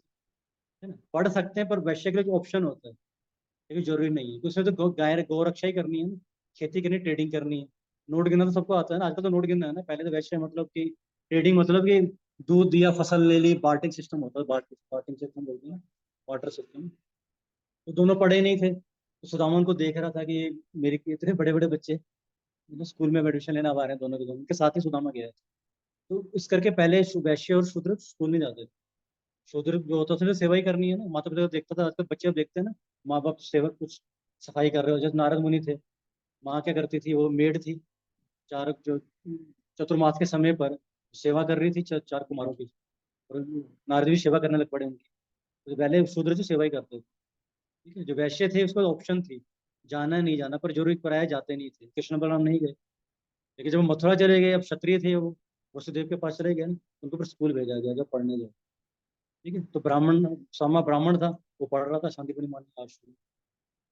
ठीक है। तो इस करके ब्राह्मण के लिए चारों आश्रम थे, क्षत्रिय के लिए तीन आश्रम है, वानप्रस्थ तक जाएगा, संन्यास नहीं है उसके लिए। ठीक है ना। क्योंकि वो कंफर्ट में रहा है, उसके वो नहीं कर पाएगा संन्यास, पूरे पूर्णतः त्याग वो नहीं कर सकता। कुछ एक्सेप्शनल केस हो सकते हैं, लेकिन वर्णाश्रम सिस्टम के अनुसार नहीं है, तीन ही है। जो वैश्य हैं उसके दो हैं, ब्रह्मचारी, गृहस्थ, अगर वो चाहे तो। ठीक है ना। और जो जो शूद्र, उसके लिए केवल गृहस्थ आश्रम। इस तरह सिस्टम था। तो जो बाद में सारे के सारे 50 साल की आयु के बाद वानप्रस्थ में जाके, तो कि पहले सिस्टम तो प्रायश्चित सबने करना, पहले सारे करते थे, क्योंकि वो जीवन का लक्ष्य पता था। वो सिस्टम अब किसी को एकदम बुरा भी नहीं लगता था। जैसे आजकल बच्चों को बोलते सुबह उठो, मंगला करो, बच्चों को भी ऑब्जेक्शन होती है, सुबह सुबह क्यों उठा रहे हो? हर कोई भक्ति नहीं करना चाहता ना। लेकिन बच्चा जब वो 25-50 साल का हो जाएगा, फिर तो वानप्रस्थ में हर कोई स्वेच्छा से चले जाते थे। पहले तीर्थ यात्रा भ्रमण करने जाएंगे तो अच्छा है, बच्चे बड़े हो गए हैं, हम तीर्थ घूमने जाएंगे, तो तीर्थ घूमने के भाव से जाते हैं। धीरे धीरे धीरे धीरे उनको विरक्ति हो जाती है। तीर्थों में जाते हैं, साधु तो सुनते हैं वो, धाम की पवित्रता भी लगती है, धीरे धीरे शुद्ध होते हैं, उनको पता लगता है जीवन का लक्ष्य है विष्णु है। फिर भगवान का भक्ति करके संन्यास में निकल जाते हैं। सिस्टम ऐसा बना हुआ था। सिस्टम भगवान ने इस तरह से बनाया था कि सबके सब भगवान विष्णु को प्राप्त कर पाए। और कोई भक्ति तो शुरू से नहीं कर, कोई प्रहलाद महाराज की तरह, नारद मुनि की तरह नहीं बनेगा। लेकिन इस सिस्टम को सारे अच्छे खुद फॉलो करते थे, और सारे मिलके काम करते थे। ब्राह्मण, क्षत्रिय, वैश्य, शूद्र, सारे मिलकर काम करते थे। छोटा बड़ा नहीं था जाति में, लेकिन सारे मिलकर दूसरे की मदद किया करते थे। ठीक है नहीं। जैसे उनको उनको क्योंकि पूरा सम्मान देते थे। तो भगवान राम को हम देखते हैं, केवट को कितना सम्मान देते हैं। बाद में बोलते हैं, जब मैं राजा बन जाऊंगा तो तुम आना। उसमें प्रोत्साहन लेने से मना कर देते हैं ना, केवट बोलते हैं कि नहीं। अभी वो कोई सीता माता की एक अंगूठी होती है, केवट अंगूठी दे देती है उनको, तो मना कर देते हैं।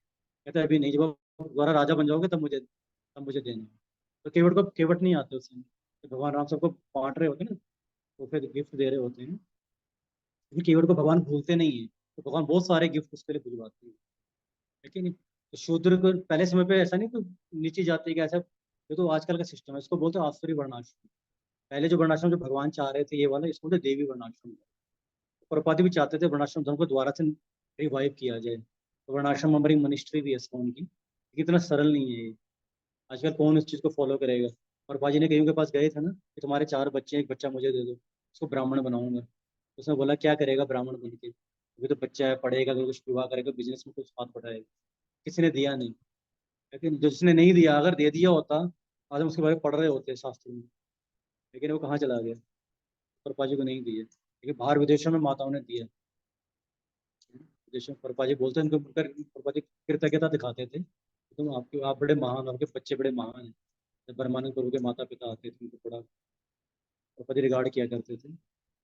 सिस्टम इस तरह से बना हुआ था कि पहले हर किसी को प्रायश्चित करना है।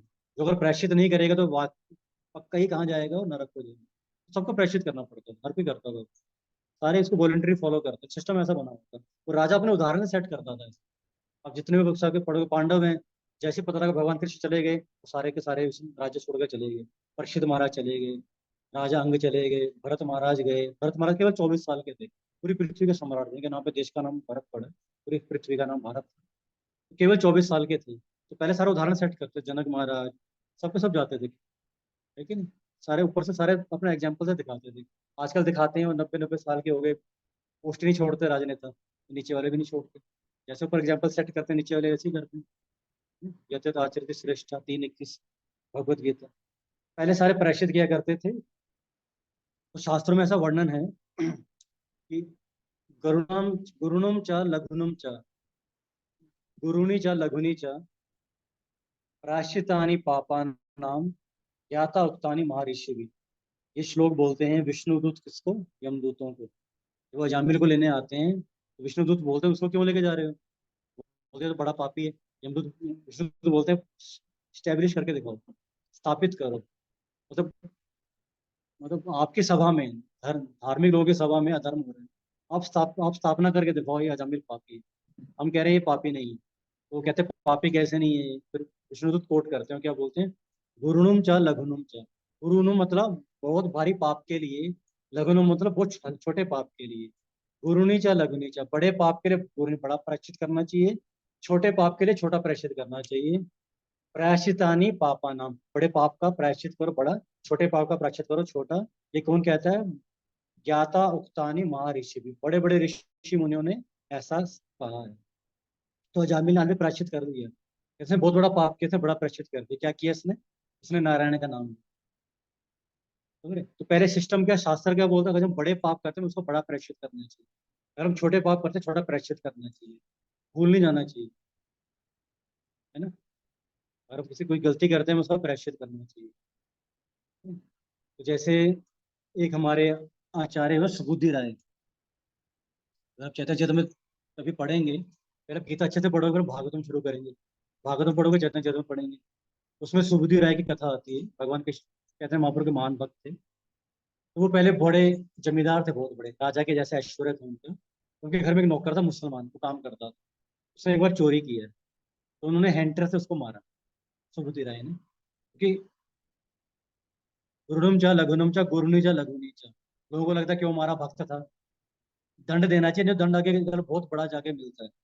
ठीक है, शास्त्र ऐसा बोलते हैं। उसको फिर पीठ पे हैंटर मारा, आगे चल के काल समय का कुछ नहीं पता लगता। आज जो राजा कब रंग हो जाए, उन रंग का राजा बन जाए, कुछ नहीं पता लगता, काल का चक्र ऐसे है। आगे चलकर सुबुद्धि राय गरीब हो गए। और जो मुसलमान था, जो नौकर था, जो चोरी उसने किया था, उस इलाके का राजा बन गया। उसका नाम था नवाब हुसैन साहब, जहाँ पे सनातन रूप गोस्वामी ने नौकरी किया था। इतना बड़ा राजा बन गया बंगाल का पूरे, नवाब हुसैन साहब। अब सुबुद्धि राय जो था वो गरीब हो गए। तो एक बार उसकी पत्नी थी नवाब हुसैन शाह की, उसने पीठ पे देखा हेडर के निशान पड़े हुए। उसने कहा ये आपके निशान कैसे पड़े हुए हैं। उसने बोला कुछ नहीं कुछ नहीं। कहते नहीं क्या हुआ बताओ। कहते मैंने बचपन में चोरी की थी, वो सुबुद्धि राय ने उसे मुझे हैंडर से मारा। उसकी पत्नी ने कहा उसकी इतनी हिम्मत, अच्छा तुम राजा उसको सजा दो जाके। उसने बोला नहीं, वो अच्छा व्यक्ति साधु है, उसने मुझे जरूरत के समय मुझे पाला। जब मैं गरीब था, कुछ नहीं था, उसने मुझे अपने घर में रखा, मुझे पाला, मेरा पालन पोषण किया। मैं ऐसा नहीं करूंगा। पत्नी नहीं मानी, कहते ऐसे कैसे, उसको सजा तो मिलनी चाहिए। तो नवाब हुसैन शाह ने कहा कि चलो कुछ सोचते हैं क्या किया जाना चाहिए। उसने क्या किया, नवाब हुसैन शाह ने पत्नी के परामर्श पे फिर उसको मुसलमान बना देते हैं। तो पहले हमारा जाति सिस्टम ऐसा हो गया, वर्णाश्रम जो, देवी वर्णाश्रम धर्म की बात हो रही है, 4 वर्ण 4 आश्रम। तो जाति सिस्टम, कास्ट सिस्टम जो बन गया था उसको बोलते हैं आसुरी। आसुरी समझते हैं ना, जयमुन आश्रय वर्णाश्रम धर्म, उसमें क्या था, कास्ट सिस्टम आ गया कि ब्राह्मण उच्च हैं, क्षत्रिय उच्च हैं, शूद्रों के हाथ से पानी नहीं पीना, ये कुएं इनके अलग करो। इसका ब्राह्मणों ने बड़ा मिसयूज किया वर्णाश्रम धर्म का। इस करके हम इतने गुलाम रहे। अंग्रेजों ने मुझसे इसका लाभ उठाया, तो डिवाइडर रूल किया ना, आपस में लड़वाया उन्होंने। मुसलमानों के घर के बाहर वो सुअर काट के फेंक देते थे, ब्राह्मणों के घर के बाहर गाय काट के फेंक देते थे, दंगे कराते थे आपको। इसका उन्होंने बदलाव किया। तो नवाब हुसैन शाह ने क्या किया, अपने घर से लोटे का पानी लिया, उसको छिड़क दिया सबूती रहे पे, और समाज ने उसको आउटकास्ट कर दिया। पहले ये हाल था कि अगर कोई आपके आपके कोई मुसलमान के घर आप कुछ खा लो या पे पानी छिड़क दे तो आप आउटकास्ट कर देते थे। तो परपा जी बोलते हैं एक जगह प्रवचन में कि पाकिस्तान हमने बनाया है, पाकिस्तान इज आवर क्रिएशन। मुसलमान कोई नहीं है, परपा जी ने बोला। मुसलमान जो आते थे तुर्क, जो तुर्क वगैरह, गजनी वगैरह जो भी थे, ये सारे के सारे ये आकर लूट के पैसा चले जाते थे, यहाँ कोई नहीं रहा। लेकिन जिन लोगों पे मुसलमानों ने क्या किया कि ये किसी की स्त्री का अपहरण कर लिया, किसी के ऊपर थूक दिया, वो तिलक चाट लेते थे ब्राह्मणों की, फिर पानी छिड़क देते थे, तो उस ब्राह्मण समाज का उसको आउटकास्ट कर देता। कहते मुझे पाकिस्तान कौन है, ये वो मुसलमान है जिनको हिंदुओं ने हमने आउटकास्ट कर दिए, ये तो पाकिस्तान कभी बनता ही नहीं, हम इसके जिम्मेवार है पाकिस्तान। प्रभा जी बोलते हैं उसको आउटकास्ट कर दिया ना, उसको सुखदेव राय को समाज ने निकाल दिया, सबने बाहर उसको। और सुखदेव राय बड़ा दुखी हुए, ब्राह्मणों के पास गए, पूछा मैं इसका प्रायश्चित क्या करूं। ब्राह्मणों ने कहा इसका प्रायश्चित तो एक ही है, गुरुडुम चा लघुनुम चा गुरुनी चा लघुनी चा, बड़े पाप का बड़ा प्रायश्चित, छोटे पाप का छोटा प्रायश्चित। तो तुम क्या करो, गरम गरम लोहा लो, उसको गरम गरम करके पिघला दो, तो पिघल के तरल बन जाए ना, उसको पी जाओ, ये तुम्हारा प्रायश्चित। सुबुद्धि राय को ये बोला। सुबुद्धि राय बड़े दुखी हुए कि मैं ये कैसे कर पाऊंगा। मतलब कहने का मतलब तुम आत्महत्या कर लो। इतनी ज्यादा कट्टर जाति सिस्टम था पहले। चैतन्य महाप्रभु के पास गए, चैतन्य महाप्रभु से पूछा कि मैं क्या करूं। चैतन्य महाप्रभु ने बोला आगे कि प्रश्चतानी पापानी, प्रायश्चित करना चाहिए, लेकिन जो जो ज्ञाता उक्तानी महर्षि, बड़े बड़े ऋषियों ने, संतों ने क्या कहा है कि किससे सारा प्रायश्चित हो जाता है, केवल भगवान कृष्ण के पवित्र नाम को उच्चारण करो, हरे कृष्ण कृष्ण कृष्ण हरे हरे, हरे राम ईश्वर तुम शुद्ध हो जाओगे। हरे कृष्ण महामंत्र का जप किया और शुद्ध हो गए। चैतन्य महाप्रभु ने अपने पार्षदों में उनको रख दिया। ये सिस्टम है। तो बड़े पाप का बड़ा प्रायश्चित, छोटे पाप का छोटा प्रायश्चित। लेकिन विष्णु तो यमदूतों को क्या बोल रहे हैं, जब बड़े से बड़ा पाप हो, छोटा छोटा पाप हो, केवल हरे कृष्ण महामंत्र विष्णु कृष्ण के नाम का लेकर उसका जप करने मात्र से, कृष्ण बलराम के नामों का अगर कोई जप करेगा, उससे क्या हो जाएगा, पूर्णतः शुद्ध हो जाएगा। तात्पर्य में उदाहरण देते हैं सुखदेव गोस्वामी, परीक्षित महाराज को कथा सुना रहे हैं, तो उदाहरण देते हैं, एग्जाम्पल भी देना चाहिए ना इसका। ऐसे तो मैंने बता सुखदेव राय का बताया, तो बताते हैं जिस समय सांब जो था, भगवान कृष्ण का बेटा सांब, और वो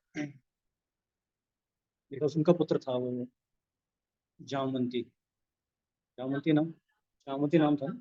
जामवंत की पुत्री, उनका पुत्र सांब, उनसे पुत्र सांब हुआ था। तो सांब ने क्या किया, दुर्योधन की जो पुत्री थी लक्ष्मण, उसका अपहरण कर लिया। तो पहले के समय पे अगर किसी को, जो क्षत्रियों के लिए सिस्टम था कि जब तक अपना आप वो नहीं दिखाओगे ना क्षत्रिय का, वो क्या बोलोगे, ऐश्वर्य, तो तब तक बात बनती नहीं थी। तो उसने अपहरण कर लिया कुरुवंश में जाकर।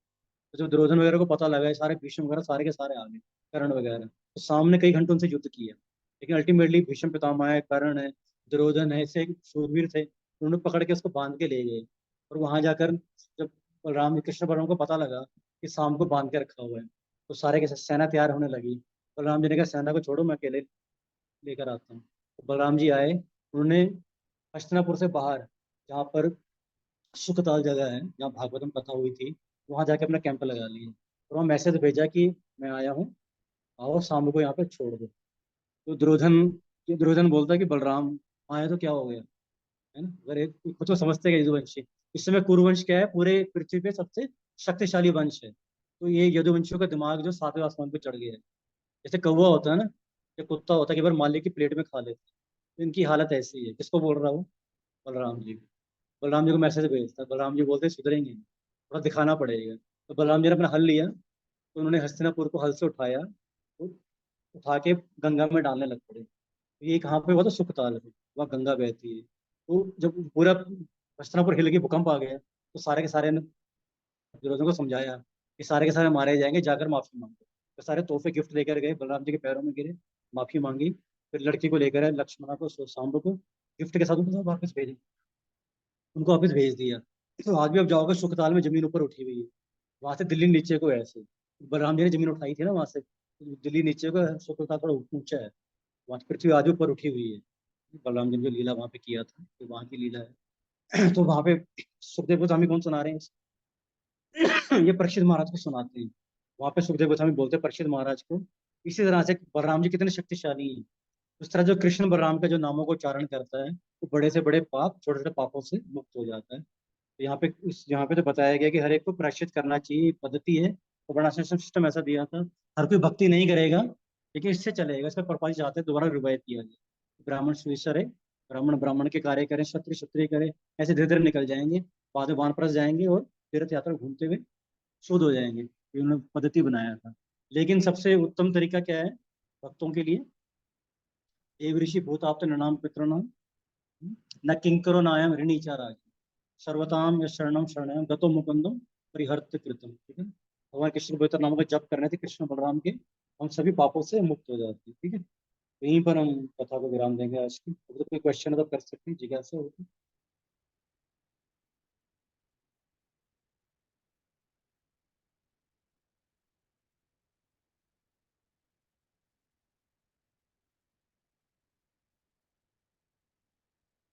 नहीं नहीं, ठीक है ठीक है।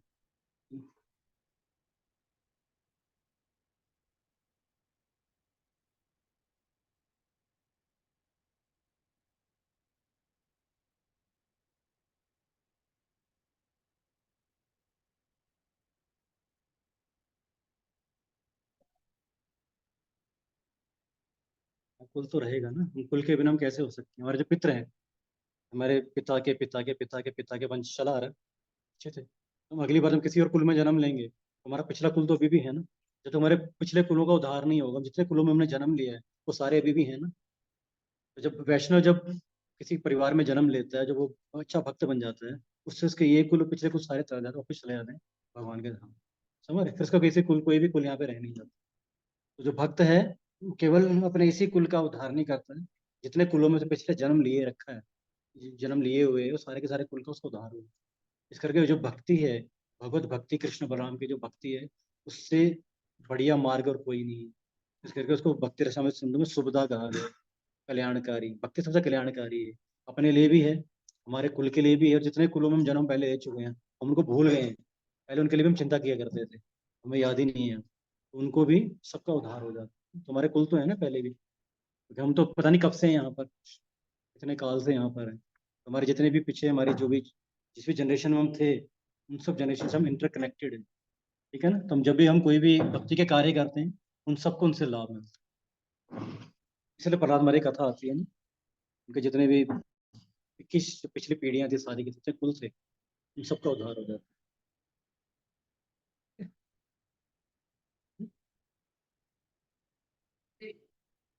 क्लियर हो गया? कुछ रह गया? फैमिली ट्री समझते हैं? स्कूल में बनाया फैमिली ट्री कभी? बनाया ना फैमिली ट्री? तो जैसे फैमिली ट्री होता है ना, जड़ है जैसे, जड़ तो भगवान है। पेड़ की जो जड़ है वो भगवान है ना, पेड़ को जड़, भागवतम में जड़ को भगवान बताया गया था। ये तो 15 एक भगवत गीता। जड़ तो भगवान है, तना निकला उससे, उससे कितनी सारी शाखाएं हैं। हम कभी शाखा में थे, कभी हम शाखा में थे, कभी स्कूल में थे, फिर स्कूल में थे, स्कूल में स्कूल में स्कूल में स्कूल में, हम अलग अलग कुलों में घूम रहे हैं उस पेड़ में। एक ब्रांच से फिर 5 बार जन्म ले रहे हैं। जब हम भक्ति करते हैं तो सारे के सारे जो शाखाएं हैं सबका उद्धार हो। ठीक है ना, फैमिली ट्रीज।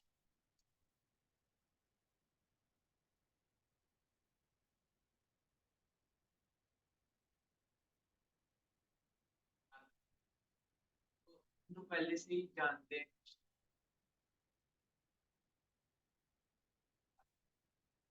कैसे डाउट क्यों आ रहे ये भी एक दो श्लोकों के बाद आ जाएगा।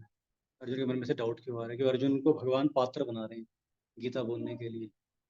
अर्जुन अर्जुन हमारे एक आम व्यक्ति की भूमिका निभा रहा है। अगर अर्जुन ये साधारण व्यक्ति की तरह, साधारण व्यक्ति होने के बाद भी अर्जुन एक महान व्यक्ति है। एक दो श्लोक में पता लग जाए उसकी महानता क्या है, भगवान ने क्यों चुना उसको भगवदगीता बोलने के लिए। तो अर्जुन को भगवान ने इस स्थिति में ऐसा रख दिया ताकि अर्जुन जो इस तरह के क्वेश्चनों को रख सके सामने। है कि नहीं? क्योंकि अगर अर्जुन को ऐसी स्थिति में नहीं आता, हम कुछ लोग पहले पढ़ रहे थे ना कि भगवान को चिंता हो गई, तो उसने बोला शस्त्र संपादक का श्लोक है। अर्जुन जो है तीर धनुष लगा तीर लगा के तैयार हो गए युद्ध करने के लिए। भगवान को चिंता हो गई, ये तो लड़ने के लिए तैयार हो गए, अभी लड़ेगा तो मैं गीता कैसे बोलूँ। तो यहाँ चिंता उल्टी होगी, लोग बोलते हैं कि भगवान खराब है, अर्जुन अच्छा है, अर्जुन लड़ना नहीं चाहता, भगवान लड़ना चाहते हैं।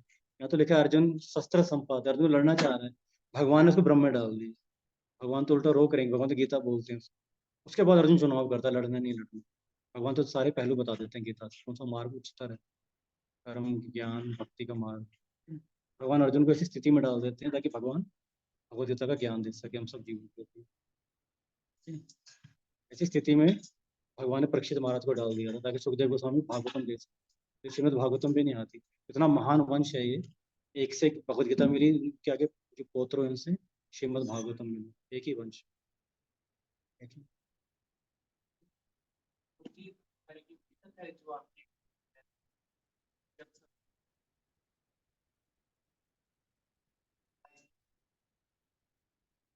हाँ ये कथा है। भागवत सप्ताह चल रहा था ना 7 दिन का, तो उसको किसी तरह से उसको अपने भाई पे फेथ था, उस पर फेथ आ गया, उसका उद्धार नहीं हुआ था, उसका उद्धार हुआ। एक से एक अपने सप्ताह के भागवत सप्ताह के और लोग सुन रहे थे, उद्धार उसके देखो, मतलब प्रेत का उद्धार हो गया, बाकी लोग बैठे रह गए। ये श्रद्धा का अंतर है। प्रेत को श्रद्धा थी वो निकल गया, बाकी लोग भागवत सप्ताह सुन के फिर चले गए, रोज आते होते रहता भागवत सप्ताह। भागवत सप्ताह में देखो परीक्षित महाराज का उद्धार हो गया, धुंधकारी तक का उद्धार हो गया, लेकिन लोग भागवत सप्ताह करते भी सुनते भी हैं, है कि नहीं, लेकिन यही रह जाते प्रेत। उनको घर से बोल के आते हैं ना कि दाल उबाल के रखियो, चढ़ा के तड़का मार करके मैं आ रहा हूँ, मैं आ रही हूँ। बहू को बोल के आती है सास, तड़का लगा दिया, मैं आ रही हूँ, बस अभी आई। अभी आई तो फिर अभी आई ना, फिर कहीं नहीं। फेथ नहीं है, भागवत सुन के निकल जाएंगे, ज्यादा में अंतर।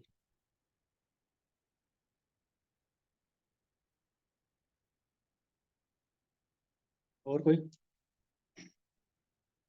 ठीक है, बाकी कोई जिज्ञासा नहीं। अब 3 श्लोक रह गए, अगली बार कर लेंगे इसको, पहला अध्याय समाप्त हो जाएगा। पर्ची ना है, अगली बार करेंगे। चलो अगली बार। ठीक है, तो नेक्स्ट संडे को हम आखिरी 3 श्लोक समाप्त कर लेंगे और उसके बाद फिर रविवार है, जन्माष्टमी।